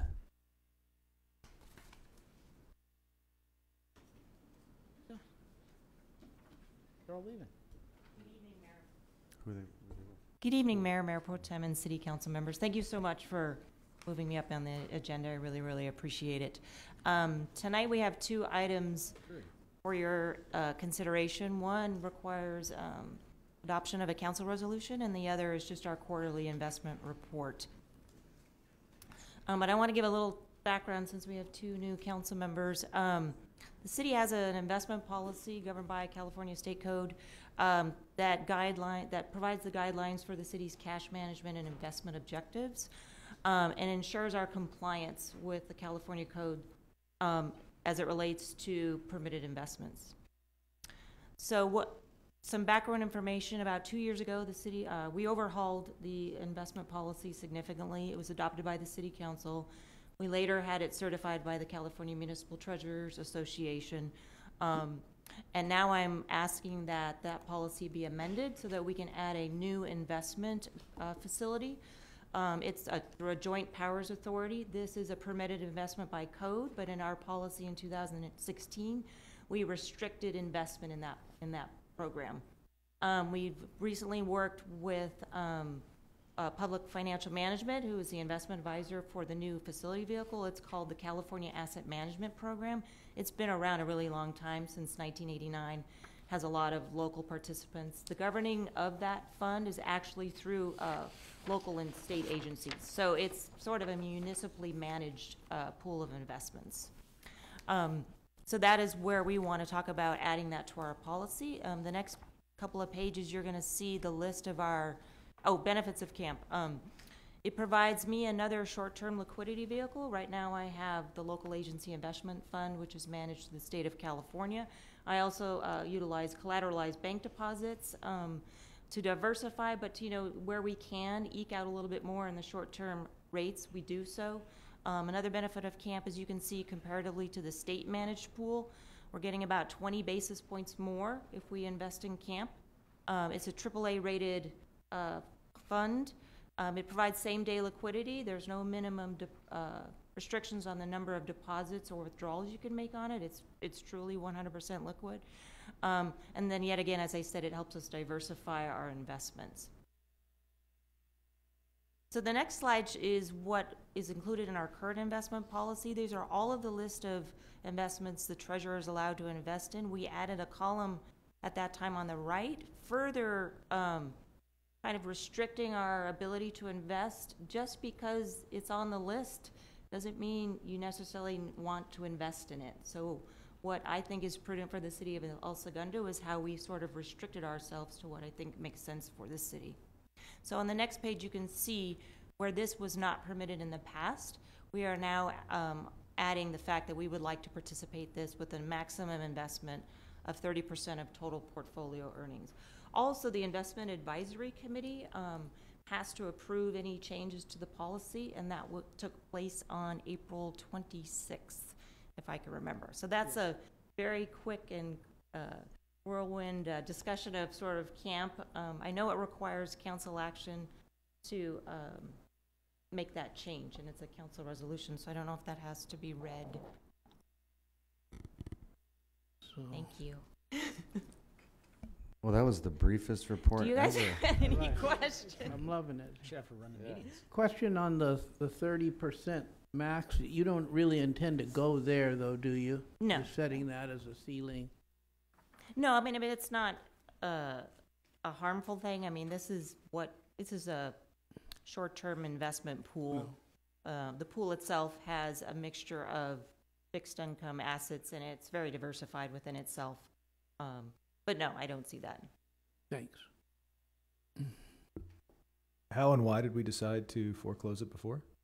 It's just not something that we were familiar with or had been approached by. So we were, I'd been approached by the investors, and because of the rates, about 20 basis points higher than the local agency investment fund that we are already in. That's managed through the state of California. I thought it would be a good opportunity to add a little bit more market rate of return to our portfolio. And the advisory committee members, they didn't really comment, or what was the discussion? They were appreciative of the fact that we had another option for the short-term liquidity portion of our portfolio, and it was unanimously approved. Great. All right, so we need to vote on whether or not to adopt this resolution. Is that right, Mark? Approving the use of the joint powers? That is correct, Mayor. It is a resolution approving the statement of investment policy as amended and to take effect on June 1, 2018. Actually, that must be July 1, 2018, correct? Or Active. It's retroactive, I'm sorry. So June 1, 2018. Okay. Do we have a motion? So moved. Okay. Second. All in favor? Aye. Aye. 5-0. Thank you. And Thanks the for being next- flexible. Oh, you're still going. Okay. And the next portion is just our quarterly investment report. This is something when I became treasurer I developed, and it's a best practice in the industry, so I've given several presentations. So this is the period ending March 31st. We're a little bit behind in presenting, but I wanted to do that because of the new council members, so you would get a chance to kind of get familiar with how we go about presenting this information. We've broken this out as security type, the different types of fixed income assets that we can invest in. We are only allowed to invest in fixed income with a maximum maturity of 5 years. So the principles of the Treasury function in public agency is safety of principal, liquidity, and then market rate of return. Then liquidity flops on top of that, because if you don't have substantial liquidity, you can't pay bills, you impact your principal, and then things go bad. So we want to make sure that we have plenty of liquidity to meet the city's obligations. One of the big things about public fund investing is compliance. We have to make sure that we are in conformance with the California Code for permitted investments. The other thing that I like to do is to take that and to restrict it even further, to make sure we're more diversified. So you're going to see in a slide later on, we restrict ourselves in particular asset classes and by issuers. So I'll give you an example. You don't want to go out and buy $10 million of Coca-Cola bonds, because then you're concentrated in one issuer and you're concentrated in one asset class, which would be a corporate security. So my goal as treasurer is to make sure we're diversified so that I can mitigate risk to the portfolio. So this is something we've developed. We've enhanced it over time. I remember Councilman Brand wanted us to add the credit quality, so that was something that we added before. We're only allowed to invest in A-rated securities or above in the corporate space. So you'll see medium-term notes, that's corporate debt of U.S. corporations. We're only allowed to invest in U.S. domiciled entities. That's another restriction in the government code. So this just shows our compliance with how we're diversifying amongst those types of securities. And then, go to the next slide. And then one of the things we added to the investment policy was a requirement for the Treasury staff to meet certain continuing education requirements. So Dino and I, Dino Marsocci, our Deputy Treasurer, make sure that we actively seek out educational opportunities. I know recently I participated on a panel for electronic payments, so we are continuously getting ourselves educated and updated. This is another demonstration of the city's asset allocation. You can see we're well diversified in the different types of bonds that were allowed, both short-term and long-term. And this is our process for what we call laddering out the portfolio. On the left side is the short-term or immediate liquidity portion. And then if you go from 1 year out, we want to get that to look a little bit more even. So as investments or maturities come due, we look to ladder out further. This sort of is a best practice in public fund investing to sort of keep the portfolio growing over time. We're continuously reinvesting, we're continuously laddering out, taking advantage of opportunities. We may get a little shorter or longer depending upon how the market's reacting, but typically we try to keep an even approach to investing. The other thing we like to show is the change in yield curve over time. You'll see at the end of December and then at the end of the March. This is good news. Rates are rising. We like that. We don't want rates to go on. When I first became treasurer, you know, we had investments of 0.5%. Now the yield curve's much higher. This is good news for the city, and especially as we keep reinvesting the funds.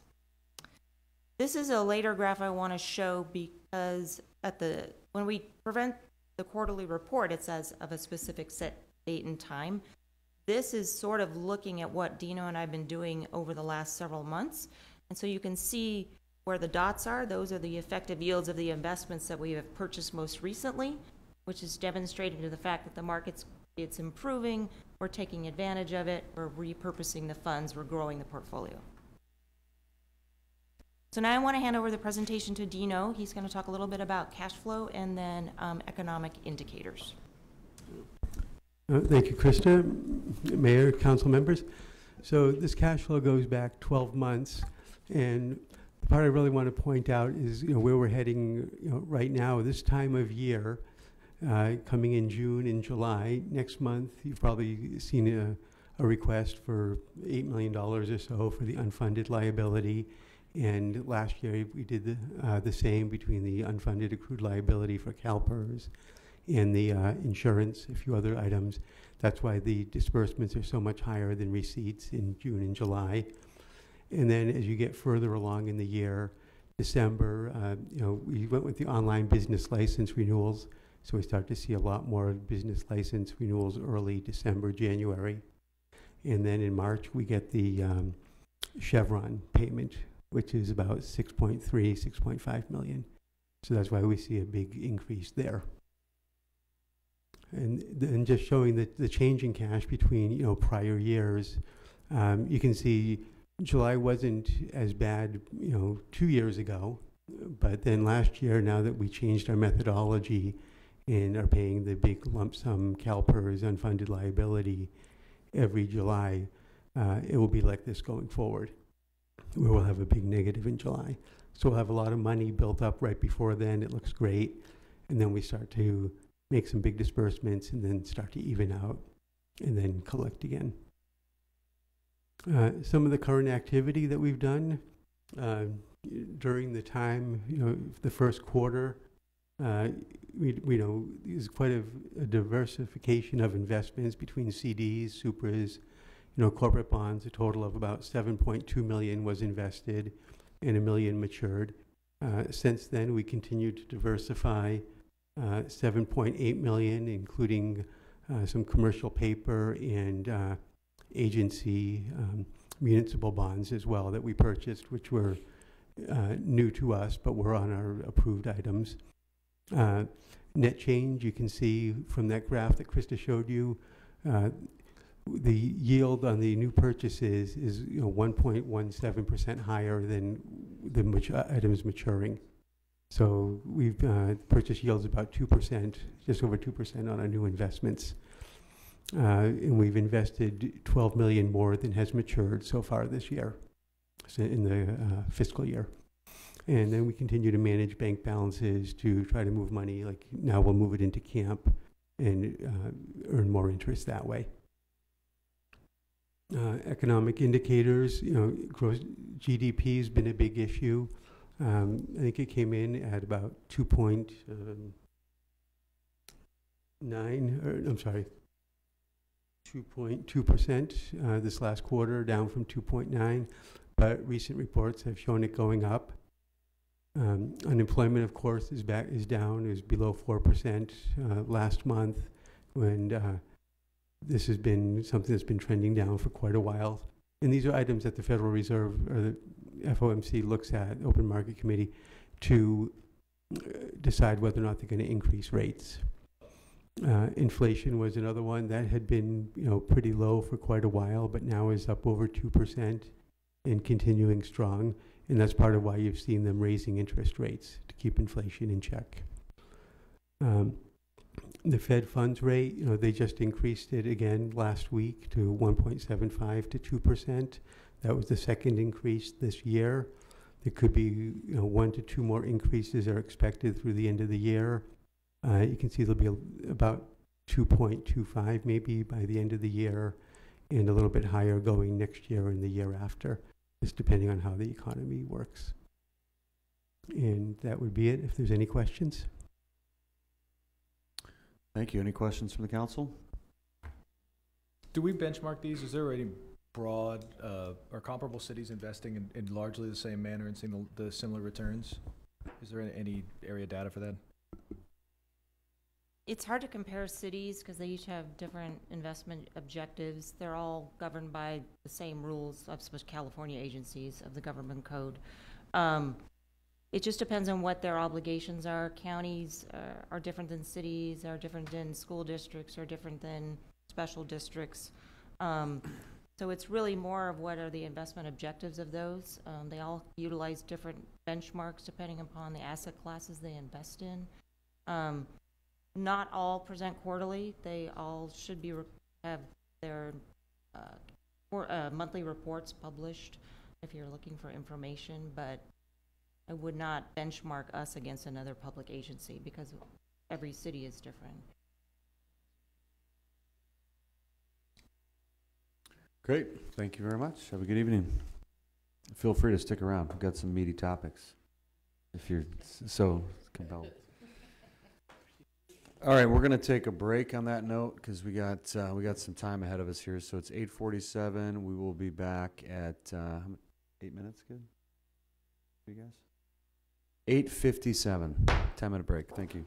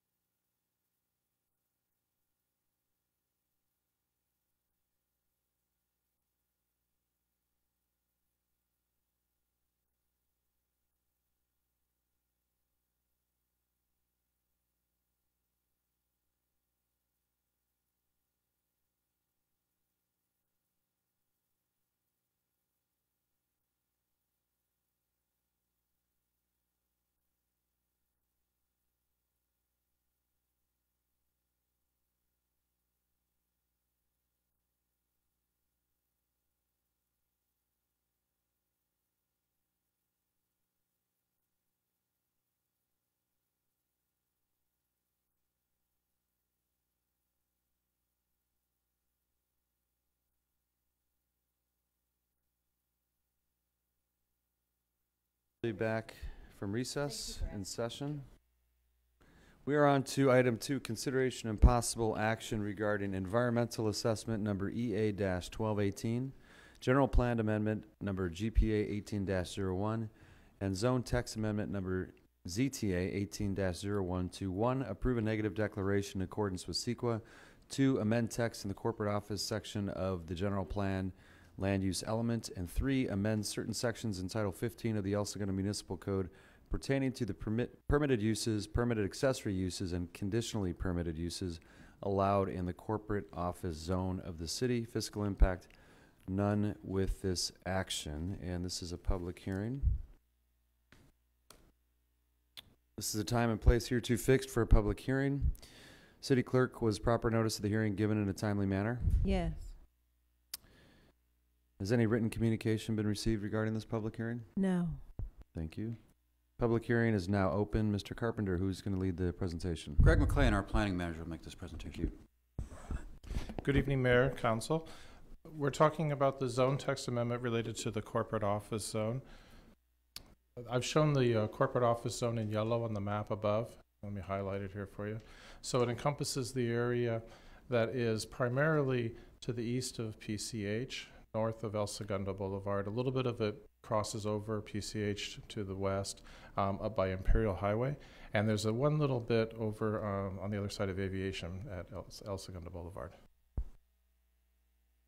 Characteristics of the CO zone. The zone was created in the 90s in response to the decline of aerospace after the end of the Cold War. It was repurposing industrial area. The CO zone has been identified as having many problems that need to be addressed. Original uses were limited to office and restaurants, but over the years, specific service businesses have been added. So let's talk about some of the issues that we've identified. The mix of uses is not very broad, and that's a bit of a problem. It doesn't match up with the requests that we're getting on a regular basis. Parking rates perpetuate non-conforming uses. There'll be a little bit more discussion on those details in the next presentation, so I'm not going to dwell on it very much here. Setbacks are very large and somewhat archaic for this type of zone now, and the floor area ratio may not be the best match. These are all areas that need to eventually be studied and fixed. This is an application driven by an applicant. So what happened was a dry cleaner was trying to establish in the zone, got their lease signed and equipment was being moved in, and then when they were applying for their business license, it came to our attention. I said, well, can't have that in this zone. It's not allowed use. However, staff does believe that this is a good fit for the office zone. Dry cleaner is an appropriate use near office buildings because people who use the office buildings are frequently customers. Makes sense to us. And we are also recommending a few other tweaks, which I'll get into in a moment here. So the proposed amendments involve adding dry cleaners as a permitted use, also printing in business centers, and what we're thinking about is things like FedEx, Kinko's, UPS store, mailboxes, etc., places like that that serve the basically the tenants of the buildings and the offices. Self-service parcels, we're seeing an increased need for things like Amazon lockers and things like that. Trying to just get a little bit out there ahead of these requests. But we're also proposing that bike share docking stations be included as an accessory use. We're expecting that to become a thing very soon in El Segundo, and if some businesses want to have a docking station on their property, we should make that a possibility. And lastly, we noticed that freight forwarding is still listed as an approved use with a conditional use permit. We don't feel that that's any longer the appropriate use in this zone. There are, I believe, a few freight forwarders that are in place. They're grandfathered by a conditional use permit, so they would not be impacted by this change. That concludes the presentation. I'm available if you have any questions, and the applicant is also here in the audience if you have questions of him. Was Council? that dry cleaning example you gave on Mariposa? Yes. Thank you.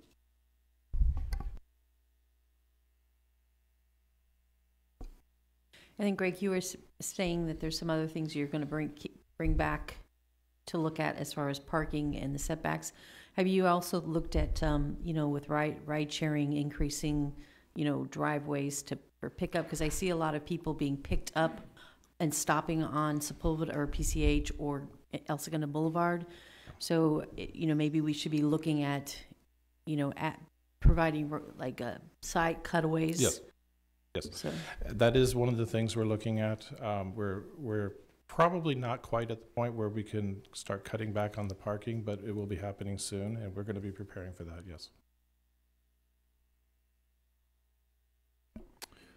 If we look to broader revisions on that side of town, is this something that we anticipate folding into that land use policy, or is this something that we will have to revisit if we are revisiting an overarching plan for the east side?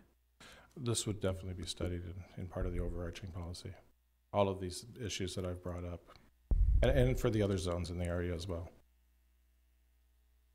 We're going to open this up for public input. And if you'd like, are you the applicant? If you'd like to address the, yeah, you can. Thank you. Hi. Hi, good evening. My name is Marco Netti. I've been now Segundo for over 12 years.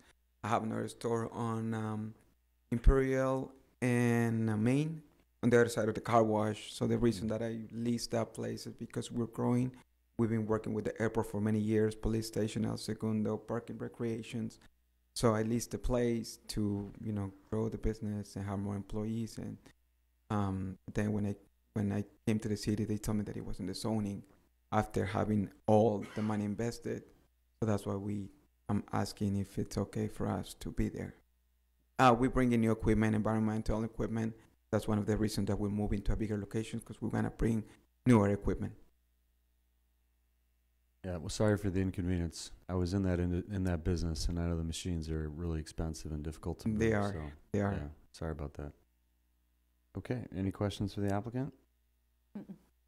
Okay, thank you. Thank you. All right, we'll close public hearing. Any further council discussion? I'll move to close public hearing. Thank you. Yeah. Second. All right, all in favor? Aye. Aye. Okay, any other council discussion on this matter? I think the planning commission approved this unanimously, so I think that we should second their motion. Okay.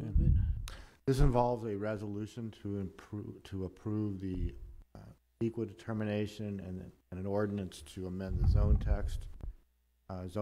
So it will be two different actions.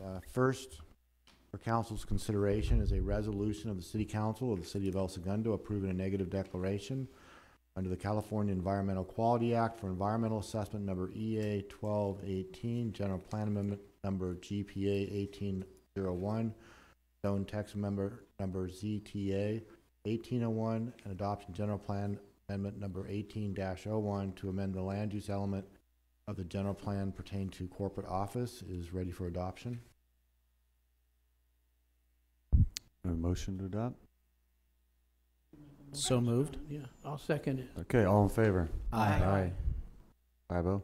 Second, for purposes of introduction and potential second read at the next council meeting, an ordinance amending El Segundo Municipal Code sections 15-5D2, 15-5D3, 15-5D5, modifying permitted uses, permitted accessory uses, and conditionally permitted uses in the corporate office zone is ready for introduction. So moved. So that'll be introduced, and then this will be brought back at the next regular council meeting, which is July 17th. So given that, this is a business that's waiting to open, is this, and we have canceled the next meeting, we can't move this forward, or?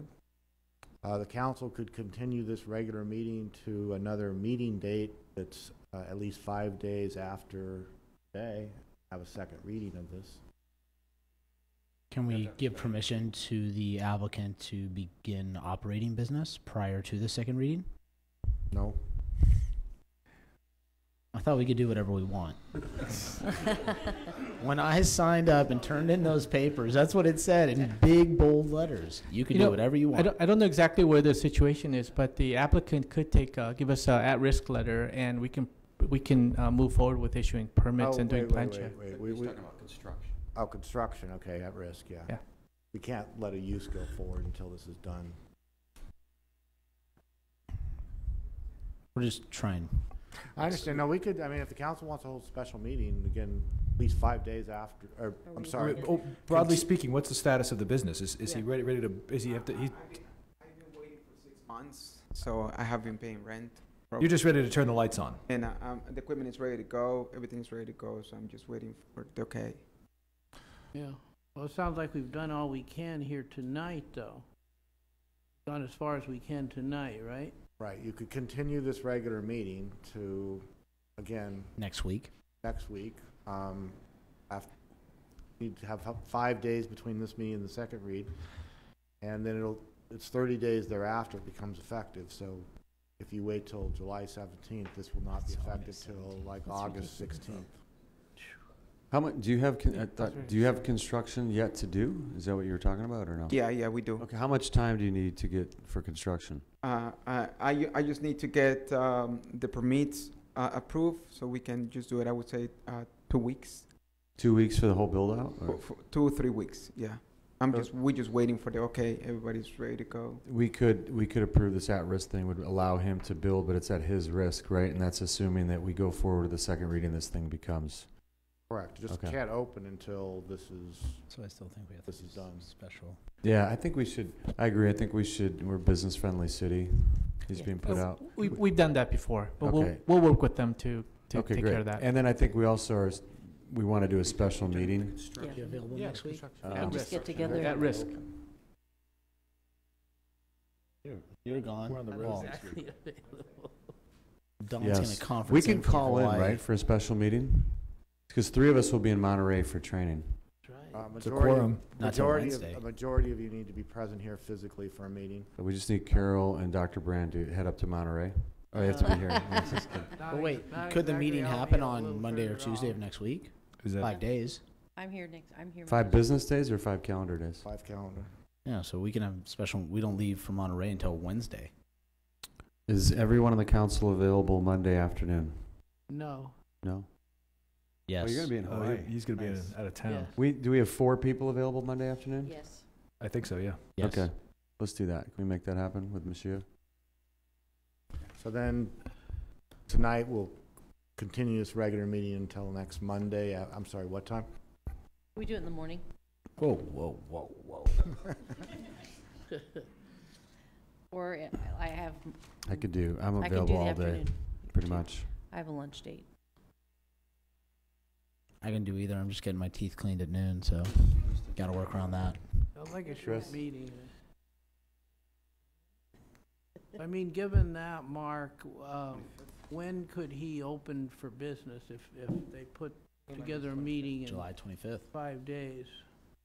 30 days thereafter. July 25th. July 25th. Okay. Which would be much better than. So I just yeah. want to be sure you understand. No, I do what understand, you're up against so- there on timing. Okay. Yeah, that will be perfect, yeah. Okay. Thank you so much. Thank you. Okay, Mona, did you have a Clerk. comment? He's got 3 phones. He can't decide which calendar. He's got his special ops phone. He's got to check it. Okay, Check the Monday long-haired generals, morning, 0900. 9 o'clock, Monday? Works for me. What time do you want, Chris? No, I'll make that happen. I'll make that happen. We can do later. What, you want to do lunch? 8 o'clock? You want to do lunch? 8 o'clock? We can do 8 o'clock. 9 o'clock it is. Okay, great. Thanks. Don will be, yeah. He'll be at the luau. Okay. All right. So, what do we need to do, Mark? I think That's we. it. yeah, So we're it'll done. just, at conclusion of tonight's meeting, we'll continue this regular meeting until next Monday at 9 o'clock. Great. Did we have to vote on the at-risk letter? No. Okay. And I just want to thank the council for making themselves available for another meeting, especially with the number of meetings and the duration of the meetings we've been experiencing. Yeah, our pleasure. All right, let's go to item 3, consideration and possible action to conduct a general plan update for all properties located east of Pacific Coast Highway, including but not limited to updating the various non-residential zones and studying and possible rezoning some areas east of PCH for housing purposes, and if the council directs staff to conduct to conduct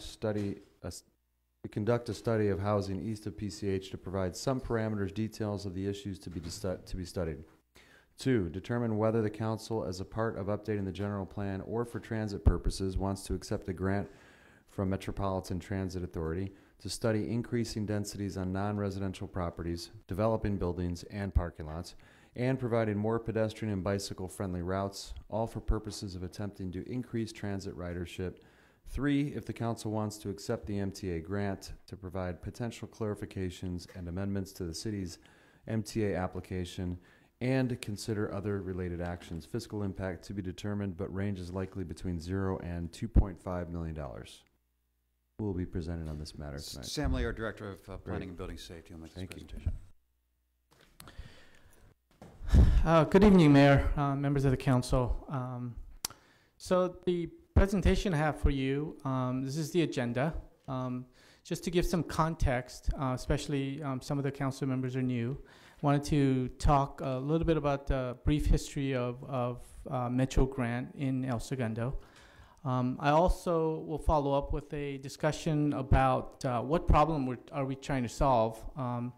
Greg McLean mentioned some of the issues, zoning issues that we've seen from staff's perspective. I will follow up with some changes that are coming from Metro, and I think it's exciting for El Segundo, and I think we should prepare for it. And then I'll talk about the grant. If that alternative is chosen, I'll talk about what that plan implementation looks like. From a scope of work and schedule and whatnot. But at the end of the day, I will provide options for council and what are the next steps and what are all the choices. So first, the brief history. The Metro Grant was first discussed at our first strategic planning meeting on July 11th, 2017. The council discussed, they were concerned about our general plan being, last comprehensive change being done in 1992, and it was 26 years old. So at the time, staff mentioned that there was a grant opportunity that we're looking to apply for. And on July 31st, we did that. We actually did apply for the MTA grant. It was also mentioned again in the second strategic planning meeting where we talked about that there is a residential component to the grant that MTA was providing. So after that, the Metro Board finally approved us for getting the board grant on March 1st, 2018, a total amount of $659,000. It was the biggest grant from all the cities that had applied. And we followed up with a staff report and presentation to council on March 6th. And at the time, council did raise questions about a studying of residential areas, and a lot of questions were raised. At the time, staff said, we don't know a whole lot. We'll know more when the actual contract and agreement comes in from MTA. Those documents did come in on April 19th, and those documents are before you in your staff report. But they gave us a deadline of June 28th to come up with a scope of work, a schedule for the project, and the overall budget. So that's the history. So the problem that we're trying to solve, the east side of town has essentially 4 zones. The first is a corporate office area that Greg mentioned. Second is a urban mixed-use north area. Third is a M1 zone. And the last is the urban mixed-use south. And we're seeing quite a bit of development happening on the south side. There's a lot of activity, a lot of buildings changing over. but a lot less so on the north side. And over the years, we kind of figured out what the issues are. And the problem is, this is an example of the problem. This is a pretty typical building in the north side of our city, and it's on Maple. It's a little over 26,000 square feet. In the 70s, it used to be Frito-Lay's kind of warehouse, and that's what a lot of the uses were back then in the 60s and 70s. A lot of industrial use, a lot of warehouse use. And then I think after the Cold War, in the late 80s and early 90s, the city tried to adapt to the reduction of industrial and warehouse uses more to office. So they thought it was a good idea to convert big chunk of our east side of PCH to corporate office. But what they did was they now did not, because the definition by corporate office, they don't allow new industrial warehouses to go in, and only new use that can be like office, medical office, and very strict amount of uses. And so the building owners are at a problem, because if they have a 26,000 square foot warehouse building, which is exactly what this case is, the parking is based on 1 per 1,000, which is 26 spaces. And you can see from the aerial photo, they're providing 26 spaces. But from the building, you can see that this looks like a very typical building that corporate office, creative office people are going in, fixing it up really nice, and creative office market goes in. But when they do the math, creative office requires 1 per 300. They need 89 parking spaces. They need 63 more additional parking spaces. So some of the discussions between the owner, developer, and staff is they were talking about converting part of the interior of the building to parking, which, when you do that, you remove the parking requirements for the areas that you convert, and then at the same time, you're providing space for additional parking, right, to try to solve the problem. Another solution was to demolish part of the building to create additional parking. And the third creative solution was they were lucky enough to be next to a railroad right-of-way. So they talked to railroad companies to see if they can lease it or buy it to try to find additional parking. But at the end of the day, creative office couldn't go into these buildings. Short of doing major alteration to the building, maybe even building a parking structure at a huge cost, they just couldn't make it work. So they end up going with some various type of warehouse uses go in. So Metro, changes are coming, as I said. As you know, in 1995, the Green Line went in. The data shows that there's about 30,000 riders. And then 2016, 2 years ago, the Expo Line went in, and it currently has about 60,000 riders. But we know that in late 2019, 1.5 years from now, the Crenshaw LAX line is coming in.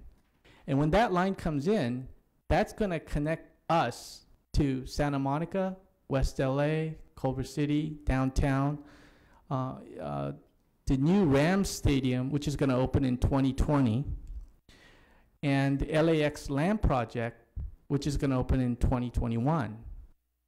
And lastly, there is also talk about the Green Line extending further into South Bay towards Torrance.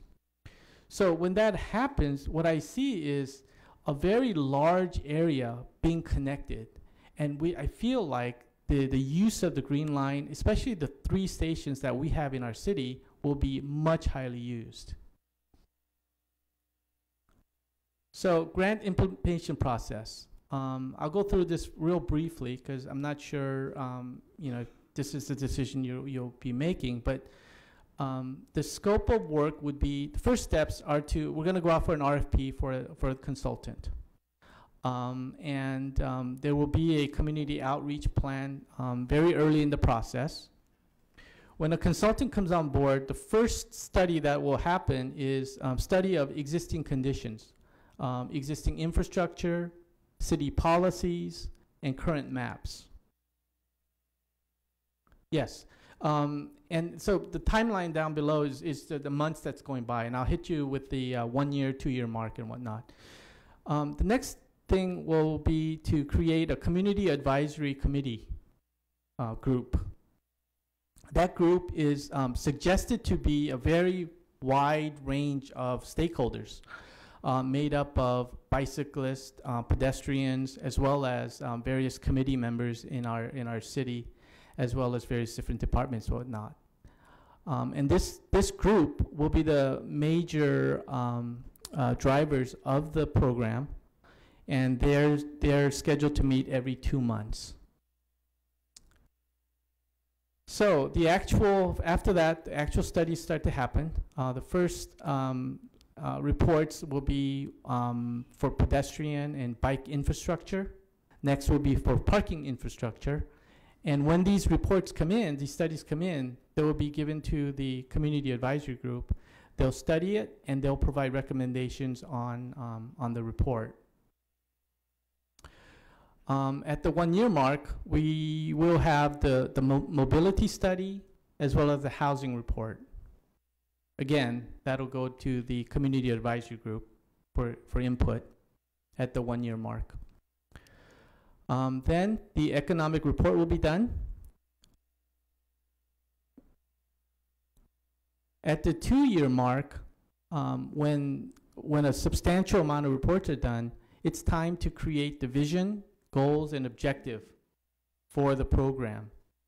And at that time, in addition to the community advisory group, the Planning Commission and the City Council will get a very thorough presentation on the progress of the program. I should also add that we're thinking of every 3 months, quarterly, they'll be provided a report to council on the status of this program. We're thinking it's at consent, just so that you know that it's moving and it's moving in the direction that we all want. And so from that vision, goals, and objective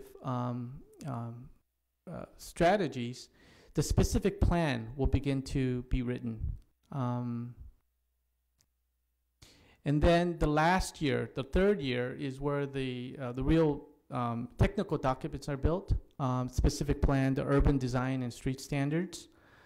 And after that, it'll go into environmental impact report studies. And the total program is supposed to take 34 months at a total cost of about $1 million.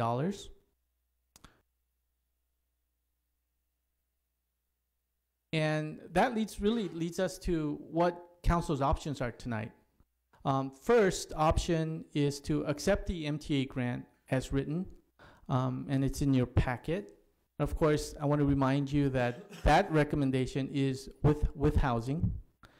The second recommendation option is to direct staff to formally request to amend the MTA grant, to ask them for us to proceed without housing. And we think that that might be a viable option, in that we think we can still, we can convince MTA that we can achieve their objective of increasing ridership. First, by if we properly densify next to the stations, along with the walking and the biking and the path, that El Segundo can even be a larger employment center than it is today. And all the people who are residing in the large area that the metro stations serve, we think that they'll need a place to go and work, and we think El Segundo can be that place. The second reason is that study will include ways to connect residents. And what I mean by that is currently the metro stations and the area nearby, it's not very walkable. It's not very friendly. It's not very bikeable. And we talked about some of that earlier in the evening. And it'll also study probably different types of modes of transportation. But we think that if that's a quarter of a mile from the station, that's a half a mile, and that's 3/4 of a mile. But within a mile, there's quite a bit of residential area that is not using the metro stations today. And if we can study how to get those people to utilize the metro stations better, we think we have a convincing case to allow us to keep going with the grant without housing being part of it. Anyway, that's option 2. Option 3 is to just reject the grant. It just, the timing isn't right, don't feel comfortable, and you could just reject the grant. Option 4 is to direct staff to come back and develop a plan to update the general plan in a different way. Of course, we'd like to get some direction. Is that with or without housing? And I wanted to remind you that we told you before that doing a comprehensive general plan would be in the ballpark of about $2 million. And I also want to remind you that we have a general plan fund which is at about $600,000, and about that gets added about $100,000 a year. So another 14 years. And one of the strategy was if we can borrow those funds from a different fund from the city and have this surcharge pay back over a longer period of time, that's one way to get the study done sooner than later. And the fifth alternative, of course, is to discuss and take other action. And that really concludes my presentation. I'll be happy to try to answer any questions you have, and thank you. Thank you, Sam. Questions from the council? Option 2, Sam, amending the MTA grant. It was shared with me. I just want it shared in the public realm that our lobbyist that works with them has told us that that might be a feasible option. That's correct. Can you give us a little bit more background on that and the public some background on that? We knew that this might be a question. So our lobbyist approached MTA and asked them if this was a viable option. And they didn't say yes, they didn't say no, but they said to provide a formal request with justification, with some of the things that I try to do in short order. We would expand on that, and if council provides a direction, then we'll do that with a formal letter this week. So there's a lot going on here, and I'm a little frustrated because we consistently have given the direction that we did not want to move forward with looking at housing east of Sepulveda, yet it consistently comes up. And I understand, but the other thing what frustrates me is that we haven't done a general plan in how many years? And now we're trying to cram it in here. And I mean, personally, the whole general plan concept is a very, archaic way to look at things. I mean, and there's so much other things. We could spend $2 million and do a general plan, and by the time we finish it, it will be outdated. So I think our approach to this is wrong, and I deal with grants a lot, and grants are very binding and controlling, and I feel we should move forward as we see fit as a city on how we approach this, and I don't want to be hamstringed for $600,000. And I'm just really, really uncomfortable with this, and I would just like to move forward with reject the grant and really approach the east of Sepulveda and look at other ways. I mean, one of the things, I was at a FedEx training with a couple other mayors, and this guy came up to me and he goes, "How do you guys get so many businesses coming to El Segundo?" So we're talking about bringing more business to El Segundo. At the same time, we're saying, "Oh, let's convert it to housing." Like we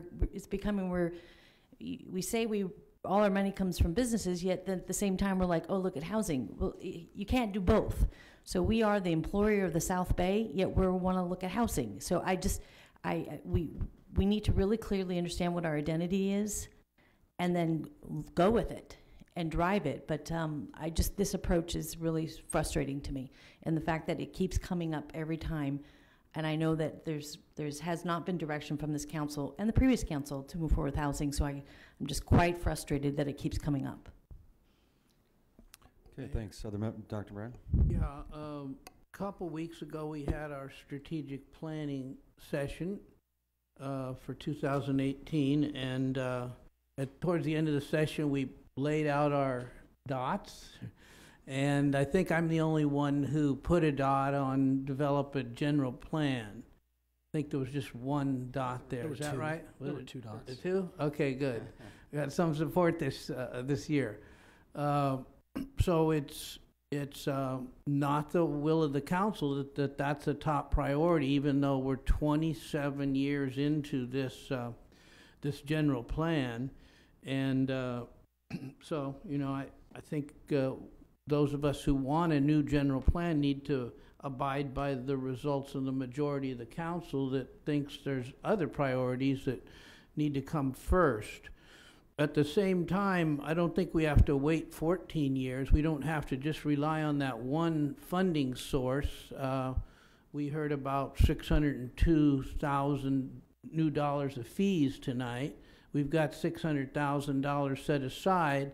You don't have to pay the whole $2 million for a new general plan up front all at once. You could get started on it and use your $600,000 in hand for the first year of the study or so, or we could agree to budget in our budget study session much more towards the general plan. But I'll go back to, we just went through all the priorities, and it didn't get 3 dots a couple weeks ago. Notwithstanding that, I like number 4 to get going on that plan, because I think it's way dated. And I'm interested in a conversation about housing east of PCH. I'm not an advocate of it, and I'm not negative on it. I just want to have a conversation about it. And we never seem to just have that frank discussion. We just keep, being around the border of it. And I think it's something we should consider. We've seen some data to indicate that there's differences of opinion here in town, and as the town is changing, the sanctity of having a place you do oil, a place you live, and a place you work is not holding up to the new people coming into town who don't understand the history behind that. And I just think it's worth sorting all that out, and I don't think it takes a lot of money. I'd like to list the advantages of having it and the disadvantages and think it through. But in 2 years back here on the council now, we haven't come very close to doing that. So that would be my druthers is number 4 on your choices there. Thank you. Ready? Yeah, please. I agree, I disagree, all of the above. And I think we are having the conversation right now, Don. Conversation you want to have. I think it would be very productive if we did a pros and cons list and kind of talked about this and worked through this together, because as much as, yes, general plans are archaic, we reference them all the time when we make decisions with regards to zone text amendments and zoning choices and what businesses can operate in what zones. And I found it odd during the campaign cycle. It was a talking point, housing east of Sepulveda. Darn it. PCH. I know Chris is keeping score. Sepulveda at the time. It was Sepulveda at the time. And I looked back at when the 3 of you ran in your campaigns, and it was a point of discussion then as well.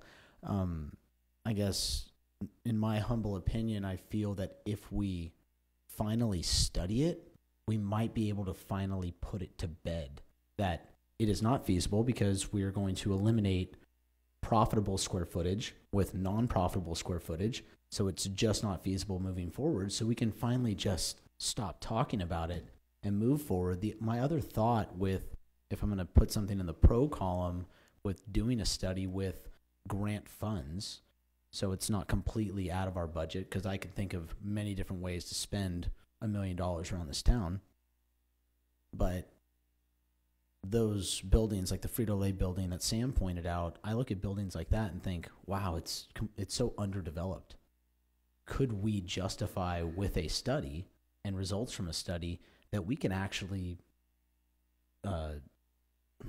sustain ourselves with a higher density office component east of Sepulveda, which would then, to your argument, add more profitable square footage? And so, as much as I don't know how we got to where we are standing today, and yes, it only got 2 dots versus 3, but there were plenty of things at strategic planning that didn't get any dots whatsoever. And so, being that we have an option in number 2 to just proceed without housing and ask for that amendment, because what's the worst thing that happens? MTA says, no, sorry, we're not going to grant it to you without housing. You have to study the idea of housing east of PCH in this grant. And then staff can come back to us and say they said yes, they said no. And we can decide then. And we can continue this conversation. Because I think it is important that we do study it. Because if you think about it, Smoky Hollow specific plan review. I was appointed to the Planning Commission 6 years ago, almost to the day. And in that first 2 months on that Planning Commission, I said, why are we not looking at Smoky Hollow? You have all these people that want to go in there, that it's a square peg in a round hole. Why don't we change it? There's no money. We can't study it. We have no money to, give staff the resources to study it. So here it is. We're looking at a stack of money to go and study this. And I think it may be a little short-sighted to not at least look at it. Because as much as it's not going to give us the full $2 million to do a full general plan review, it's going to give us a lot of data points that can help us to have the conversation towards what is the right direction to go with properties east of PCH. Thank you, Councilman Nickel. What say you, Councilman Pimentel? Am I correct in that the total amount of the grant that is allocated for a housing study is $5,000?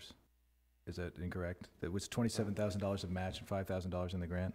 Yeah, it was combined, 30,000. So combined $32,000, but that $27,000 match, is that from Sacramento, or is that matched from our pool of funds?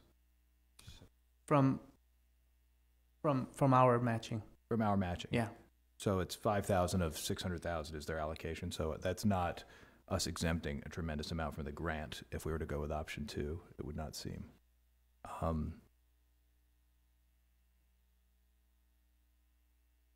Okay. I'm just, that's a very small number, percent-wise, of the total distance. Although this was not raised as a strategic priority of a big-ticket item, I think, to Councilman Nichols' point, the amount of time implementation takes doesn't mean that it has to be a front-of-the-line issue, because the amount of time on implementation makes it a multi-year effort to make these things happen. I would argue that as we look at critical and existential threats to the way that our city functions, our finances, as we address all the time, are the ones that loom. And they loom 4 years in the future, and we talk about it all the time. And unlocking the potential east of PCH and unsticking, which I love that term, unsticking buildings from poor variances, for non-compliance, from non or untenable uses for which we currently want to attract businesses. I would argue that finding a clear and cohesive plan that provides businesses, that we talk to some businesses today, right, that want to come in, but they're talking about not knowing what the soil quality looks like, not being able to access things because we do not have clarity, because we have an archaic plan. So I would argue that being able to unlock that potential is the key, or one of the keys, to us sustaining our financial health in the future. So if we can find a way to fund that with other people's money, in terms that we find amenable, then I would be very in favor of doing that. Of the 8 priority items that they list in this grant, housing is only mentioned in one of them. And given that they're allocating $5,000 out of $600,000 to it, it would seem that we find it to be a higher priority in this than they do. And it could be, the princess and the pea, and this is the little thing that makes the whole thing go away. But I think that we, in the name of clarity, if we have something that is important to us as what east of PCH looks like, and a diverse and rich economic and commercial zone that already has a train built in it, because half of the places that are asking for these metro grants do not have train. We have a train ready to be built around. We have a story to tell about density and usage and walkability, because I have made that walk from the residential side to that green line about 1 million times, and I will tell you that it's about 4,080 feet. Well, to my house, but it's about 2,000 feet to PCH. It is something that would seem to fit in their guidelines of how far residential areas should be to that metro line. I would tend to advocate number 2, but I'm willing to have a brick thrown at me. Thank you. Yeah, I think that when we look at, I agree, we know that the vast majority, 95% plus of our revenue comes from commercial, either direct or indirect. I agree that east of PCH is the key, figuring out how to maximize that opportunity. There's 2 inhibitors that get in the way, really, in my mind. One is housing, and we've heard from businesses that were shopping town that there was not proximity to housing. And we just heard it from Dr. Patrick Soon-Shung, too, recently, who just bought, 11 properties here, bought or leased. So let's validate that. Is that really an issue? And the other one that's an inhibitor is transportation. People are going to, if there isn't housing, then people are going to continue, and as housing prices continue to go up, people are going to have to commute from farther distances. And so my big concern was about this definition of TOC, transit-oriented communities. Did a lot of research online. It felt like, despite it being such a nominal amount in the amount of the budget, that housing is a significant priority from Metro, MTA. I also have some concerns about Metro and their relationship with LA City Council and the mayor's office and all that. Having said all that, I think that I came to the dais pretty undecided on this, and I think at this point I could support using Metro's funds. I would look to the lawyer, though. I'd like to ask Mark Hensley's opinion on, I reviewed the agreement, but I didn't scour it with a fine-tooth comb. What are the risks in accepting this grant as it's proposed, maybe carving out housing or not? I don't think there's a risk per se, as long as the council follows the guidelines and expends the funds in conformance with the grant, and there's not I don't see a risk in that. But you have to follow. That's the key, is to follow their guidelines and spend the money in the ways you've identified. Do you feel pretty good, Sam and Greg, given as I think both Councilman Nickel and Pimentel did a great job of explaining the benefit of doing this, and really understanding that unrealized potential of that area. Will this grant address that problem? Yes, I think so. So you're saying that this grant will enable you to look at buildings like the Frito-Lay building and look at the setbacks and rezone? Yes, we have zoning that was developed in 1992. And if you think back about all the things that have changed since 1992, there was no 105 freeway, there was no green line, there was barely an internet, right? So can I just ask you, though, I guess what's really bothering me is, why weren't we looking at this before? And why do we have to wait to have this grant to look at that if it's been a problem since, it's been there since 1992? Like, it frustrates me that why are we waiting for a comprehensive zoning change to fix something that's not allowing businesses to come in? Yeah, what we have been doing is reacting on a piecemeal basis. We have a development that comes in, the zoning doesn't work. Hence the reason we develop a specific plan for that person's property to address that problem. And Councilmember Herzog, I think it's always a resource issue. Do we have the time and the money and the staffing and the dollars to take on a multi-year project? And I guess it's like that, what we just talked about earlier, Dr. Brand, is if we had just did the fee assessment, we would have had more money to do you hire more people. Can't look back. And I know we can't look backward, but I think- just I really, think I s- just really hope going forward that we as a city take a much more proactive approach to how we handle things and don't wait years and years and years and years, and then it becomes a behemoth of a thing to change. So I think the grant is an opportunity. What staff needs direction on is I think, well, are you willing to accept the grant? But really the housing issue. Is this something you want us to study or not as part of this? I think those are this two effort? different issues. I mean, the big issue is, one hand, we're saying that the zoning for businesses is not adequate enough to bring in additional businesses, which will bring revenue. And then you have a totally different issue, which is the housing component. So separate those two. You know, you keep lumping them together, and they're two different distinctive things. Well, I think we're at that decision point. Yeah. So I'm okay with going back and asking the MTA to take out the housing component of the grant. I think Councilman Nickel has a question for the city attorney. Simple question. I'm going to put on my resident hat for a second. The MTA, we do this study. Let's say that we do study housing, even though it's a very small portion of this study, and it comes back that it makes sense to have houses over there. Do we as a city have to let that happen? No. No. Just to reiterate what you said no, correct? No, as long as, and just so we're clear, and Councilmember Pimentel makes a good point, and I think, candidly, I'll just admit, this brings up a lot of confusion to me, because there are people in the community that have been talking about using this grant for housing, which there's only $35,000 towards that, but I think they're looking at this for that purpose, but this is really more focused on affordable housing.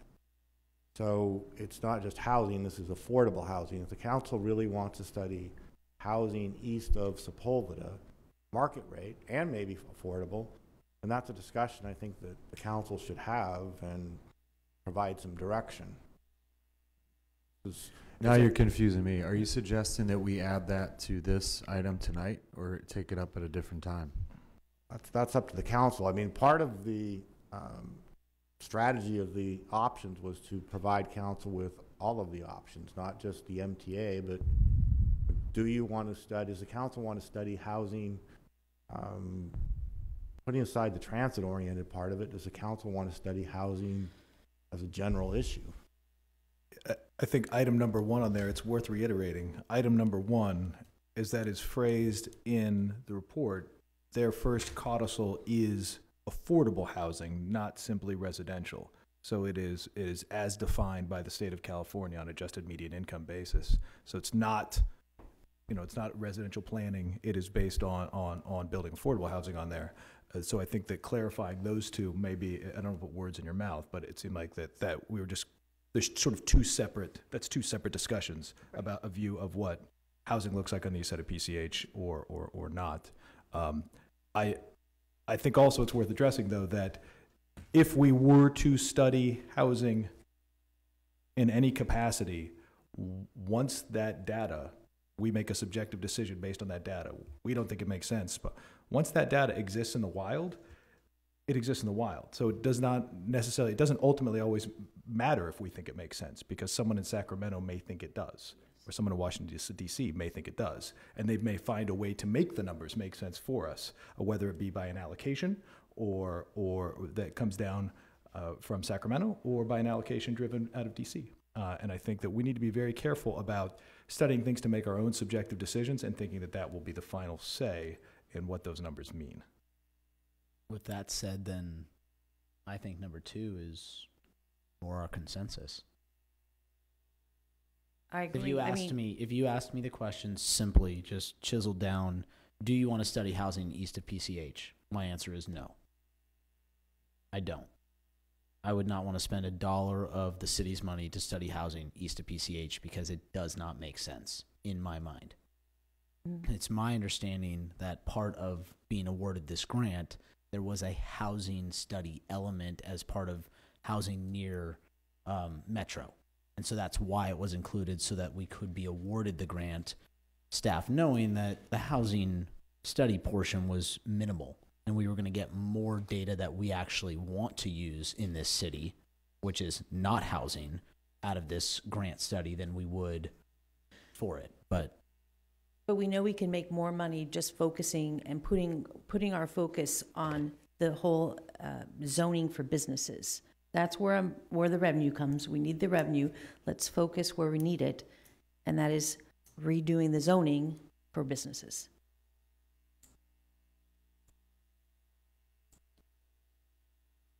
I don't disagree with you. I just know to do that we would have to invest in an environmental impact report, correct? Studies. And studies. Studies which with the. Well, that's if we do number 2 without the housing component, that gives us this. I'm still saying we could do those studies with somebody else's money. Yeah. I'm okay with doing it as long as it's looking at the zoning of these businesses and allowing them to expand or have different density so that we can have a thriving commercial area. How are they going to do a full-blown study of a commercial zone without understanding and analyzing where the workforce is coming from? How does that even happen? That is the key component.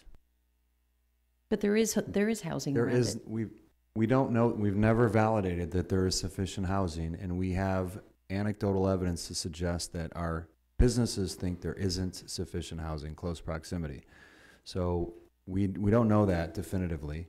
I'm just wondering how a study can be done without fully analyzing where the workforce comes from.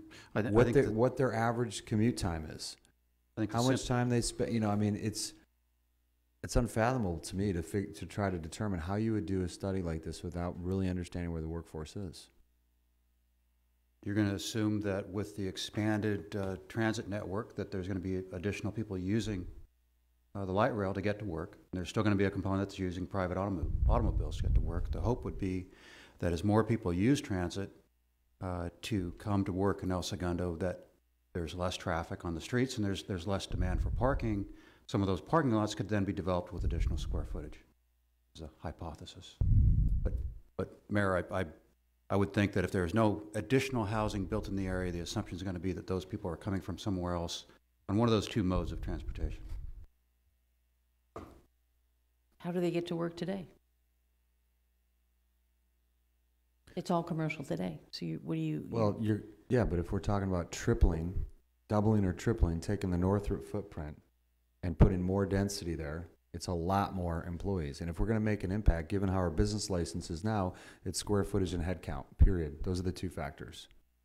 And so if we're talking about making a significant impact on our revenue stream, then we have to, unless we change the way we do business license, increase both of those factors. And so you need people to do that. And where are those people going to come from? And maybe the argument is that there's more people taking transit. And that's what the intention is for Metro. I don't understand what the hesitation is to at least analyze what housing would look like east of PCH and what the pros or cons, and I heard that mentioned earlier tonight. So I think that we should put that to rest. We should study it. It doesn't have to be part of this, but we absolutely should look at it. We got the business community telling us over and over again that it's important to them.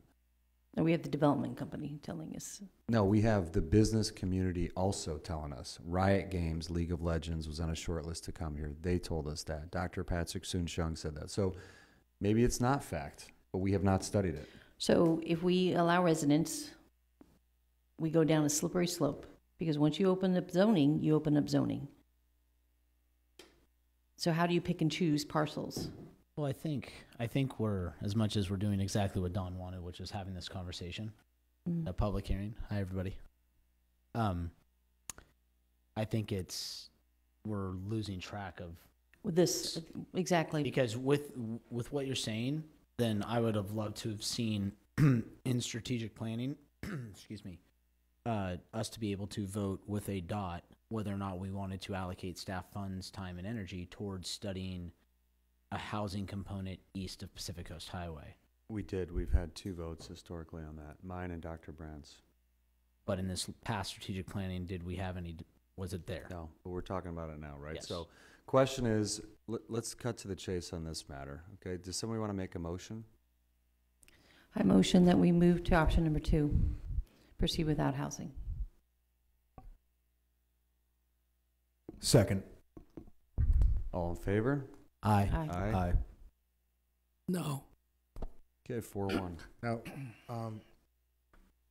just so that we have some leeway, not too much leeway, but some leeway in how we implement that,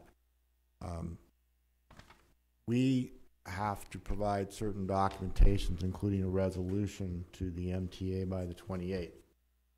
So what I would suggest is that we would, between now and, since you're meeting next Monday morning anyway, that we would revise that resolution to make that clarification as far as accepting the funds, and that if we have to execute any agreements, that we would do so with them understanding that no funds would be, the city they would disperse no funds, and nothing would occur until that amendment were approved. So that we just technically we could get in a timing box here of them wanting us to sign a document. We could say, okay, but don't give us anything until you accept our application for an amendment, make a determination on that, because there is a process, as I read through the MTA documents, for making those kind of applications and their response. So am I making sense? I would be concerned with signing anything with them until our amendments are accepted. And if the timing becomes an issue, and I know that we are at the end of our extended period with them, I mean, I think that we should be comfortable walking away from this if our amendments are viewed as not tenable by them.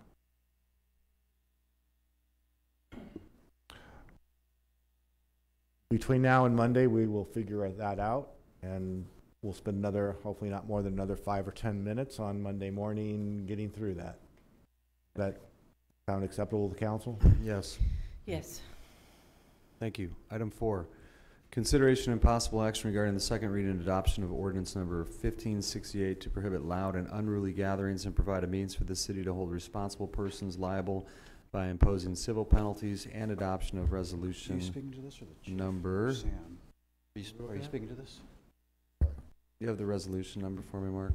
Is it 1568? No. Where are we? It's 1568, yes. That's the ordinance, but is the resolution under the same number? It doesn't say it on here. Okay. To be determined. Amending the schedule of fines for administrative citations pertaining to violations of ordinance number 1568. Fiscal impact to be determined. Okay, so we split those two ordinances. We had the one related to social host, and we had the one related to unruly gatherings. We also clarified some of the fine schedule on this matter. So, anything from staff, or? I see that in here, yeah. So, council comments. And social host, where's the status on that then? It's under review for clarification? My understanding is the chief of police was going to work with some stakeholder groups to provide additional information and bring that item back. Okay, thank you. Anything more than that, chief? Okay. Yeah, there was a cost recovery component that was being reconsidered too, I think, right? You don't, it's okay, chief. I think, unless I misstated that. Cost recovery was taken out because not everyone can hear you. Okay, and then there's some other outreach that you're going to do in the meantime. Thank you very much. Okay. All right. This was on the strategic planning last week, and the changes were made. If there's any questions, we probably could have put this on consent, but we didn't. So if there are questions, be happy to answer them. Otherwise, we can have the second reading and resolution adoption.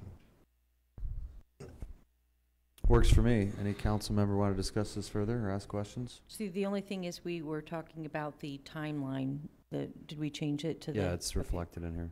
That was Councilman Pimentel's request. It resets basically a new violation which arises. It's in here. And I mean, maybe it's, Chris, you can review that, but it looks to me like it reflects what we discussed on page 172. So at this point, it would be an ordinance amending Title VII of the El Segundo Municipal Code to prohibit loud and unruly gatherings. Is ready for adoption. I'll move it. I'll second. All in favor? Aye. 5-0, great. And when will this- There's a resolution too, I'm sorry. A resolution of the City of El Segundo amending Exhibit A to Resolution Number 4313 by setting forth the administrative fines for violations of Chapter 7-12 of the El Segundo Municipal Code is ready for adoption. This has the revised fine schedule that the council discussed. Right. I'll move that also. I'll second. All in favor? Aye. Aye. 5-0. And this goes into effect what date? 30 days, 31 days after today. And then the resolution will take effect at the same time, essentially. How are we going to do, to Mayor Pro Tem's point earlier about doing a better job of communication and change management? How are we getting this word out to the people? Do they understand that, you know, I think no one wants to learn this by way of having a party or something, or a second one, and then all of a sudden there are problems. So do we have a communication plan on this outside of just the normal? Yes. Mayor, Council, we do have our traditional ways of putting it out, but I think it's also important to remember that this isn't just going out to a party and issuing a notice like we did before. This is really a very strategic option. We called it the nuclear option the last time, where there will be multiple instances of police response, multiple attempts at negotiating, mediation, and so forth. High-level staff approval on my staff before the citation. So the chances of an officer just going out and issuing a citation, I would say, are next to none. So a resident would be surprised by this. Yeah. Okay. I'm thinking about the group on Virginia. They're not here tonight. They're probably following it, but Yeah. there's certainly people that care about this, that we should get the word out. So that's what I would ask. Well, anyone who issued a complaint before should receive an email or something.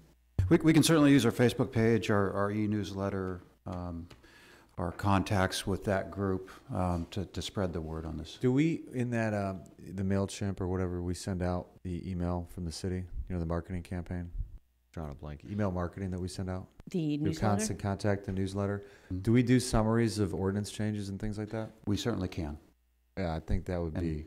And when we did our survey, that oddly enough, when we did our survey of what our readership wants to see more of, that was one of the items. Great, okay. When I think just when we put it out there, we don't say an ordinance change. We say we say basically that's in response to, so that people are understanding why we're doing this. That we're not just creating these ordinances because we want to start charging people. This is in response to something.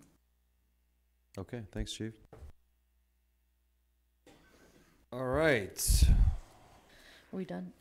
We're done on that one. 5, reports of committees, commissions, and boards.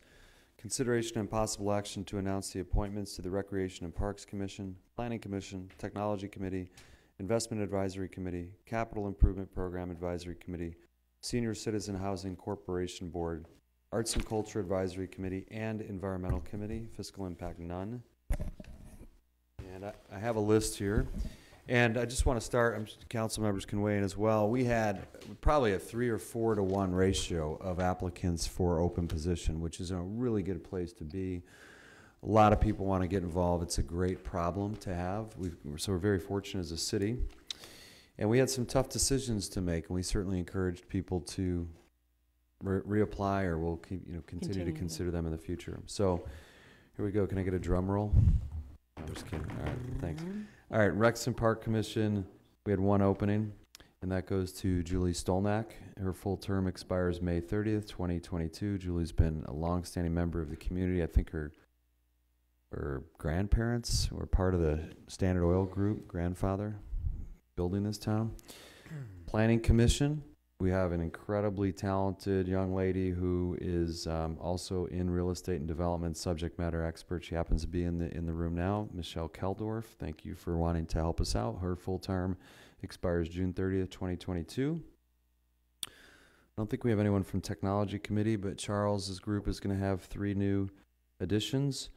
Joe Lipsy, a good friend of mine who's very involved in Scouts as well. Partial term expires June 30th, 2021.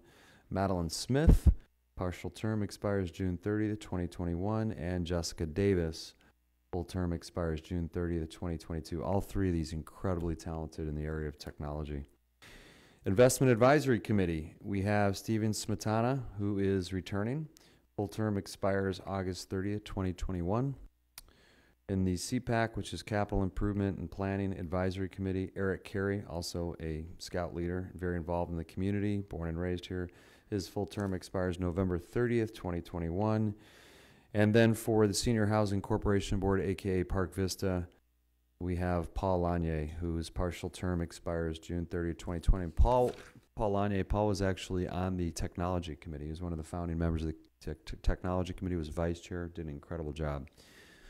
And then we also have Paula Rotolo, who's returning, and her full term expires June 30th, 2022. In the Arts and Culture Advisory Committee, we are appointing Natalie Strong. Her term expires June 30th, 2019. Brian Mitchell, his term expires June 30th, 2021. And then Ava Sweeney, who's one of the co-founders of ESMOA, and her term expires June 30th, 2021. Another really strong group of people that are passionate about arts and culture. And last but not least, we have the Environmental Committee, and Kevin Maggie is returning. His full term expires June 30th, 2022, and he also is a subject matter expert in the area of environment, particularly with private sector. So good stuff. And we thank them all for wanting to volunteer their time. So let's go back to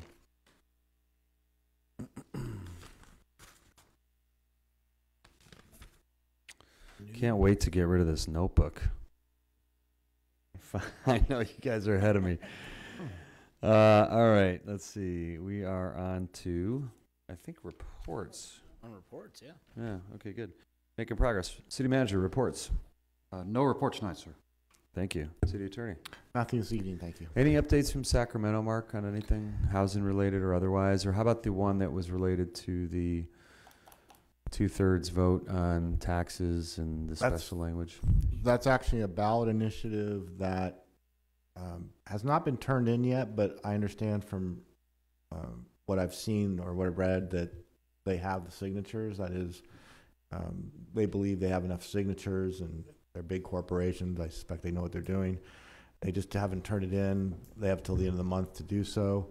But what you're speaking of is a ballot measure that will change municipal and local government taxing abilities, in that currently local government can propose and the people can pass a general tax by a majority vote, whereas if this ballot measure in November is passed, it will require a 2/3 vote. So both special and general taxes will both require a 2/3 vote, and there will be higher or more restrictions on fees that are imposed by local government, and a higher level of scrutiny that will be imposed from a legal perspective. And I'll put something under my name after it actually qualifies, which will probably be in July.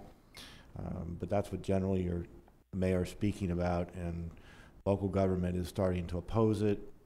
Seems a bit premature at the moment until it actually qualifies, but that's what's out there. Thank you. So, question on that.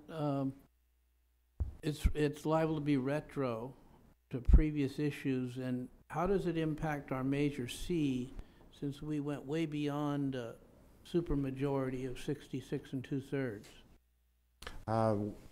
Reviewing that issue, and we've been in touch with the council very shortly about that. Thank you. Thank you. City Clerk. Nothing this evening. Thank you. City Treasurer has left for the evening. Okay, Councilmember Pimentel. Just briefly, was certainly very excited to be a part of a lot of the dynamic business pieces that we saw happening this week, with ribbon cuttings and openings and places that are bringing 100 employees into our community every day. And then, to find and discuss the big toy initiative that Ted Lieu had yesterday, where you have people representing 2,500 employees working in El Segundo in a toy industry that makes us apparently a toy center of excellence in the United States. It really speaks to the dynamism of the community and the way that people are willing to come here. And I'm delighted the way that we are very frank in our discussions up here and discussing why we do that, why we embrace those businesses, and why those things are key to the way we live. Thank you. Thank you. Councilmember Nickel. I have an item under my name, but if you want to let Dr. Brand or Mayor Pro Tem speak before we go to that item. Sure, yeah, we can do that. Councilmember Brand. Right, so want to express appreciation for the Hawaiian shirts. We're getting there. This is something I've done for the last 25 years or so. It happens between Labor Day, or Memorial Day and Labor Day. So it's not just for the Pacific Coast Highway deal today for me. Appreciate the good spirit of everybody. It's summer. Shout out really to Southern California Edison. You know, they've been here for 6 to 9 months now, changing out the infrastructure. We still get occasionally power outages that we don't like, but they used to come really frequently 10 years ago because the equipment was just all ancient. And they have committed personnel like you've never seen. Right now, I think they're on Center Street, but they've been all over town upgrading the infrastructure out there, which is inconvenient for us driving around, but I think everybody's going to like this in the decades ahead because we've got the latest equipment put out there. So I would appreciate it if staff would invite our rep from SCE to a future meeting so that we can express our appreciation for the improvements here, because it was a big problem back in 2008, 9, 10 when I first got on here. And we got their attention. Yeah, Dr. Brand, that is timely. We are in the process of setting up our annual meeting that we have with Edison to go over their proposed projects for next year. And we'll ask them to come and speak to council about those. And we do have a new person, it's Vic Knoll. Right. And he was saying that he visits the Manhattan Beach Council quite often, and he hasn't come here yet. So I did have him come to the Government Affairs meeting this this Tuesday, so I think he'll be happy to come to El Segundo. They're investing a lot here, and I think, you know, we put up with it, but then we're going to benefit from it, what they're doing. And then this last Sunday for us up here and for those of you watching and out there was Father's Day. And really was a nice day to experience. We're all, as fathers, working on our personal net promoter scores so that we can improve those. But thanks for taking the time out to recognize us. I hope everybody enjoyed the day. It was also my 51st wedding anniversary, and so a shout out to my bride. The 51st is harder than the 50th, but you don't get as much recognition for it because it's an insignificant number. So we had a great Sunday, and I'm sure there'll be more to come. Thank you. That's great.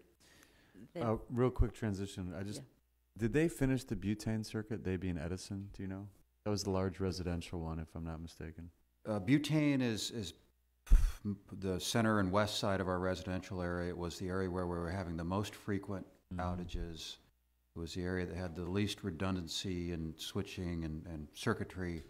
And I don't believe they're done yet. I believe they're still working. I think this work is a continuation of that butane circuit work. Okay.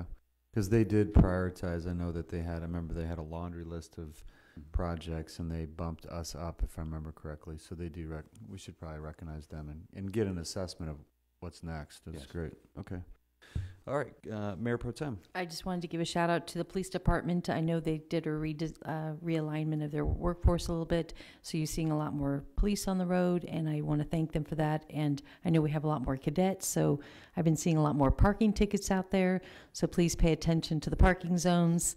And just reiterate, if you see something, say something. You know, the residents are the eyes and ears of the police department. It's important that we partner with them continuously. And I want to give a shout out to all the graduates that a lot of graduations going on last week. And then I also wanted to welcome East Salon. We went to the ribbon cutting of East Salon. It's a wonderful example of a company coming to town, bringing a workforce for light manufacturing and distribution. So wonderful of that. And thank you to the staff for the strategic planning session. I think it was a wonderful example of how we as a city have grown, and the key word was alignment, and how we all kind of came together with a clear understanding of the vision and strategy for the city. Well said, thank you. Greg and Mark, I think we mentioned a couple meetings back for y'all to provide like a look ahead so that we can actually start getting ahead of these issues. You have that? Okay, great.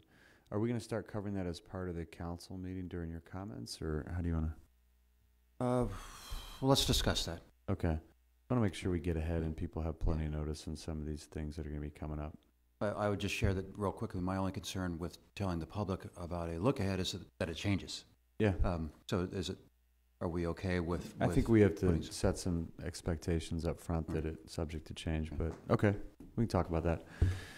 The only thing I'll add that wasn't covered was I was fortunate enough with City Manager and Barbara Voss and Chief Whalen, I think that might have been it, from the city to go to the LA Air Force Base for the Schriever Wall honorees, and that was incredible. 6 people were honored, and these are all pioneers in space, in the Space and Missile Command, so it was a privilege to be there. I was telling Council Member Pimentel that it had been a long time since I've been on base, and it felt really good, all the pomps and circumstances, and felt like I was back home a little bit, and felt good. So it was an honor to be there, and we need to continue. It reminds me that Mike Gordon, I had some conversations with folks lately, and remember that Mike Gordon and many others had a really good dialogue with Jane Harmon and others back when you were on council to keep that base active, and that base is the reason that Aerospace Corp is here, the reason that Starburst Accelerator, for large part, decided to move here, and that we have all these fledgling aerospace companies, and that we should open up that dialogue again with the new general of the base and just make sure that we're protecting our interests there as well. And with that, we'll go to, I have one item. So do you mind if I cover mine, Scott? Yours is going to be probably maybe more interesting anyway. I don't know. So we'll do mine real quick, okay? You can end with yours. Sure. Item 21, consideration and possible action to form an ad hoc committee to advise City Council regarding issues related to the City of El Segundo's aquatics programs, fiscal impact none. I'm actually going to turn this over to the Mayor Pro Tem, if you don't mind, because we're on the same aquatics subcommittee. You can talk about what it is we're thinking about doing here. Yeah, so we have a Parks and Recs Commission, and we also have a aquatic subcommittee that both Drew and I sit on, and then a member of the Parks Commission sits on that. But we now need to now that the pool is opening, that subcommittee was really to help us get the pool open. And now we're at a point where that subcommittee needs to be revamped. And so there's a lot of people in our community that can really help us get on the map as far as the aquatic center is concerned. So we're looking to develop the subcommittee and inviting people on the committee that can help us reach out to people so that we can be a place where the Olympics uses as a facility, or the swimming uses, the National Swimming Association can use us for a national event or some big event. So it's really to bring people on board that can help us look outward to the community and the broader community and ensure that we are optimizing the usage of that facility. Yeah, and I think to give an example, tangible example, folks like the water polo coach for USA women's team, or the coach of USC's, swim team, as examples of people that are invested in this community that would provide some guidance in terms of programs. We have Jeanette, I think she was here earlier. She's really knowledgeable, but to help support her, and to Mayor Pro Tem's point, help with outreach as well to really attract world-class programs and then be subject matter experts. So that's what we want to bring before the council and hopefully get your endorsement of tonight. Any questions from the council? I do. So this is going to replace the committee, the subcommittee that we have working now. They'll be done. Pool gets open, they're done. And then this is a new group. Yeah. Because with the golf, there's so many groups, I'm confused who does what. I need Right. a program, so I don't want to get that going with the water. Yeah, we might find, that's why we said ad hoc. We might find that we don't need it after a year once this thing gets up and running and say it's at full capacity or really doing well, but to be determined. But that I think there's a recognition that we need some support on the front end. Is it beyond the commission itself working on it? Because they've got, Lee Davis, an expert. It is. I think it's beyond. It's because the Parks and Recs Commission really is looking at the parks in a holistic view. This is really just taking the aquatic center and saying, what can we be doing to ensure that we're optimizing it from a revenue standpoint and looking at opportunities to partner with for the Olympics or for a water polo event and make sure that we're on the map. We would probably include, John, we were thinking include a Recs and Park Commission member. On it. Get Lee in there. Yeah. Yeah. Lee would continue to be on the. Yeah, okay. So less about the operation and more about the marketing. Correct. I think high-level advisory, kind of board-level guidance and outreach. A little more like EDACT, how EDACT operates. Councilman Pimentel? I just want to make sure we're not duplicating what we're paying Lee to do. And if We're paying him. I mean, Stu. Sorry, not paying Lee. Excuse me. I was thinking, in my mind, I was picturing the consultant who came in here the other day. Not Lee. I apologize, Lee. Don't throw a brick at me. That was the last one. Well, I think if we have an agreed fee schedule that we've paid someone to generate, and we're taking someone there on a marketing end to implement that, I just would want to make sure that those two things are aligned. But I don't suspect that will be an issue. I think that we all recognize our interest into maximizing both the utilization rates and the realization rates on our pool. Great. All right. So I'd like to move that we form this ad hoc committee. I'll second it. All in favor? Aye. Aye. Great. 5-0. All right. Council Member Nickel. So before my item here, number 20, I wanted to say that yes, as much as Father's Day was Sunday, I celebrated my baby girl's 4th birthday. Cool. And she explained to me that she is no longer a baby girl. She's a big girl, but that she'll always be my baby. So Smart. I hope to God she is not awake watching this right now, but maybe she'll watch it one day on replay. And so Sullivan's birthday was Sunday. Happy birthday, babe. All right, so item 20 on the agenda. I added this under my name simply because I do not want to be called into the principal's office, and I am constantly, sitting with my finger on the trigger, wanting to engage with the public via social media, and yet I'm always cautious to not jump out and correspond in fear of saying the wrong thing, doing the wrong thing. So I thought it would be helpful if our city attorney would weigh in on us interacting with the public on social media, because we don't really have anything built, or just give me the box to play within, what we can say, where we can drive people. And I know that this conversation may possibly lead to a larger conversation regarding potentially a communication type person from the city standpoint that handles things, or we direct people to them. So we're not giving out Greg's cell phone number. I have this faint recollection when I was back in school that I was always on the wrong side of the table from the principal, so I don't have a hard time viewing myself in that other side, but that never my intent. There are I think there are a number of issues here as I've talked to Councilmember Nickel, and actually as I've heard from other council members. One is, when is it okay to respond to public communications, and with social media out there, there are a lot of different types of situations. Some that they can fall into different categories, but if probably would have been a little more articulate a couple hours ago, I would like to think so. If someone needs help with they're having crime issues in the neighborhood, or need some city services, obviously the council can, or I hope it's obvious, you can respond to those people and point them to the right department, person, those kind of issues. Where it becomes more problematic is when there are policy issues involved that are coming in front of the council, there's going to be a public hearing, and people are starting to weigh in with their comments, and I think council members feel some pressure to respond, particularly with social media being what it is. And those issues get much more complex. And so I would think it would be good.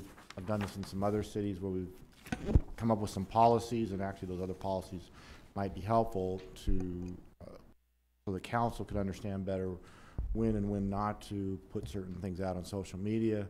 And the other issue that I hear is, and see it, because generally there are more people sitting in the audience that are staff members than members of the public, and at least 2 or 3 times in the last several months, the public didn't react to an item until well after a week after the council had taken action.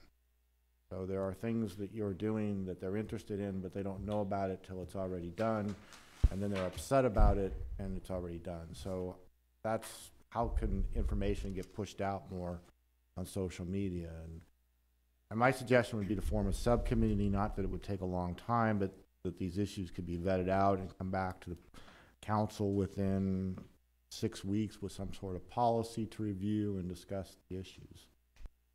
That wouldn't prevent, in the meantime, to the extent there are issues coming up, from information being pushed out. I know that there are some social media networks in town. I don't know how many. Well, I'm sure there's more than I could count, but there's probably several large ones that a lot of constituents watch, and the council members want to cut and paste an agenda item notification or something of that nature, so that at least people could, potentially click on something and read about it, or just post there's a hearing about this subject matter. They're certainly free to do that, and that might be getting the word out. But there seems to be not a lot of crossover, from what I can tell, from the people that are on the city's Facebook as friends, and people that might be on social media as friends. So somehow that information's just not being cross-fed out there. I think Councilmember Brand has said it a lot of times. You can be engaging with the social media, but it doesn't mean you're engaging with the city. It's a problem. Well, I think there's 2 things on the table that we need to talk about. One is the protocol as far as how we communicate on social media, and that's really more of a policy. And then there's the bigger discussion that needs to happen is, at the strategic planning session, the biggest thing that came out of it was communication, and we need to look at the city organization to determine how it should be redesigned to develop a communications team that we can have a consistent message going out and be proactive in our communication. So I think if we could develop some type of policy on how we communicate on social media, I think that would be suffice. But the broader issue is if we need to look at the organization and determine how it needs to be redesigned to enable us to develop a communication team. So that exactly. So if that's our goal, and we achieve our goal, because we are going to achieve our goals, correct? So we as a council are going to achieve our goals of communicating with our public. Yes. Getting our public more engaged. Right. Therefore, they will know about these things prior to them being on our agenda, which means that we need guidelines as to how we can interact prior to discussing something in a public session. Right. And how do we move forward with that reorganization of the city staff to develop this team? Our plan was to talk about it during the budget workshops. Okay. And I think to some extent the policy will drive that, because there will be, depending on how the council is going to communicate and the methods and how much the council wants to communicate, that will sort of drive what positions or how you may need to repurpose individuals. It will require that whenever the city sends something out or puts out any sort of document, electronic or otherwise, it needs to be stored, and there just needs to be mechanisms for everything. And so that, I think to some extent, a policy would help you understand or drive what people you need to do the I would actually prefer, Mark, that we start with scoping out the problem and then coming up with a comprehensive solution. Social media is just one medium of communicating. And it needs to be part of an overall communication strategy that starts with anticipating, involving stakeholders, soliciting for input, change management, all these elements that organizations use all the time. And that we ought to just stick with what we have in the budget, which is to understand the work plan, prioritize it, and figure out how we're going to restructure communications and what we're looking to achieve. Social media, to me, the problem is, are we providing information in a responsive, direct manner when people need it, on demand? And the answer would be no, not readily available. We know that because we just had a website meeting last week. Are we able to solicit two-way communication from our constituents in a meaningful way? No, our survey methodology is not great. So there are these fundamental communication problems that we need to address, and then we can measure, we can ask our residents through the Net Promoter Score, which I think we talked about in the strategic planning session, how well do you feel informed?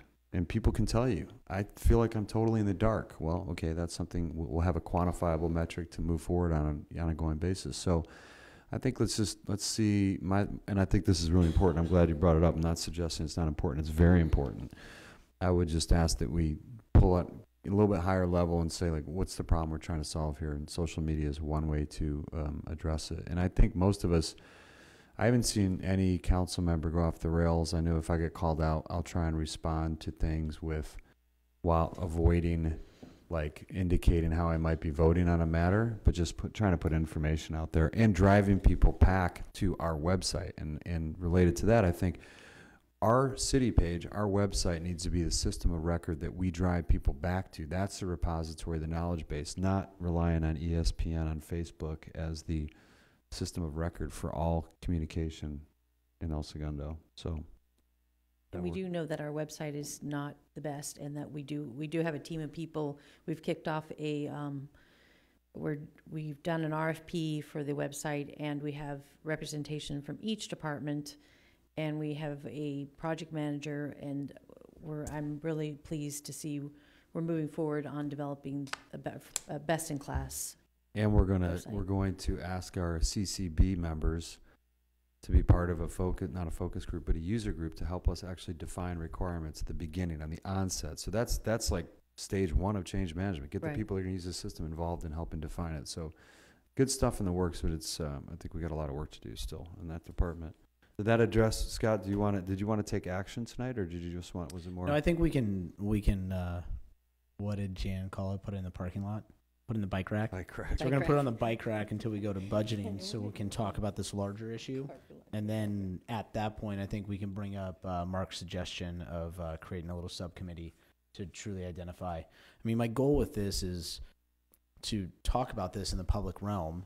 So my hope is that there are hundreds of people watching at home, and or people that are going to watch this tomorrow when it's recorded, and they're going to see that we want to talk about this because we get tagged in social media posts, and I see it, so then I get all the notifications for what everyone's saying, good, bad, and different, and it's, okay, well, I can't really weigh in my position on that. I mean, you are much braver, but you're also 2 years more seasoned than I as to how you choose to interact on social media. So I just want to make sure that we are doing it in the right manner, and we're not making things worse. I just got a text from someone saying they're watching. Yeah, good. See? One person's watching. Verifiable. Thank you. But that was my goal with bringing this up, is because I mean, the public knows if you tag us in social media, we are going to see the discussion. And we see the discussion, and we read everything. Right. And it's not that we are not wanting to interact. It's we want to point you in the right direction, and we want to communicate better. And as much as we are your representatives within City Hall, I think sometimes on social media they look at us like we are City Hall's representative to them, and that makes some Friday afternoons and Saturdays pretty fun. So just trying to make it a better place. We always talk about quality of life in El Segundo. This is quality of life, people. We're working on this, and I'm sure I'm being tagged in Facebook posts as we speak. All right. Anything else under yours, Scott? That's all she wrote. Okay. Public communications. Okay. We are going to I'll move to close public communications. No, I don't need to do that for We this don't? part. It's only public hearings. Okay, good. Got it. We're going to go back. We're going to continue into open session on Monday, June 19th at 0900. Is that right? Well, there, you're gonna adjourn into closed session right now, and then, yes, you'll be continuing. Yes, we are going back into closed session, and then we will be continuing this open session Monday, June 19th at 0900. Are we gonna finish the consensus for the interviews today, or are we gonna do it on Yes, we're going to, we have a. That has to be an open session. Yeah. Oh, jeez. Okay, so we're going to go back into open session to discuss the candidates for the committees, commissions, and boards. We're going to follow that up with closed session, and then we're going to follow that up with going back into open session Monday, June 19th at 0900. Yes, go to breakfast. Meeting Yes, adjourned. there you go. Not adjourned, but.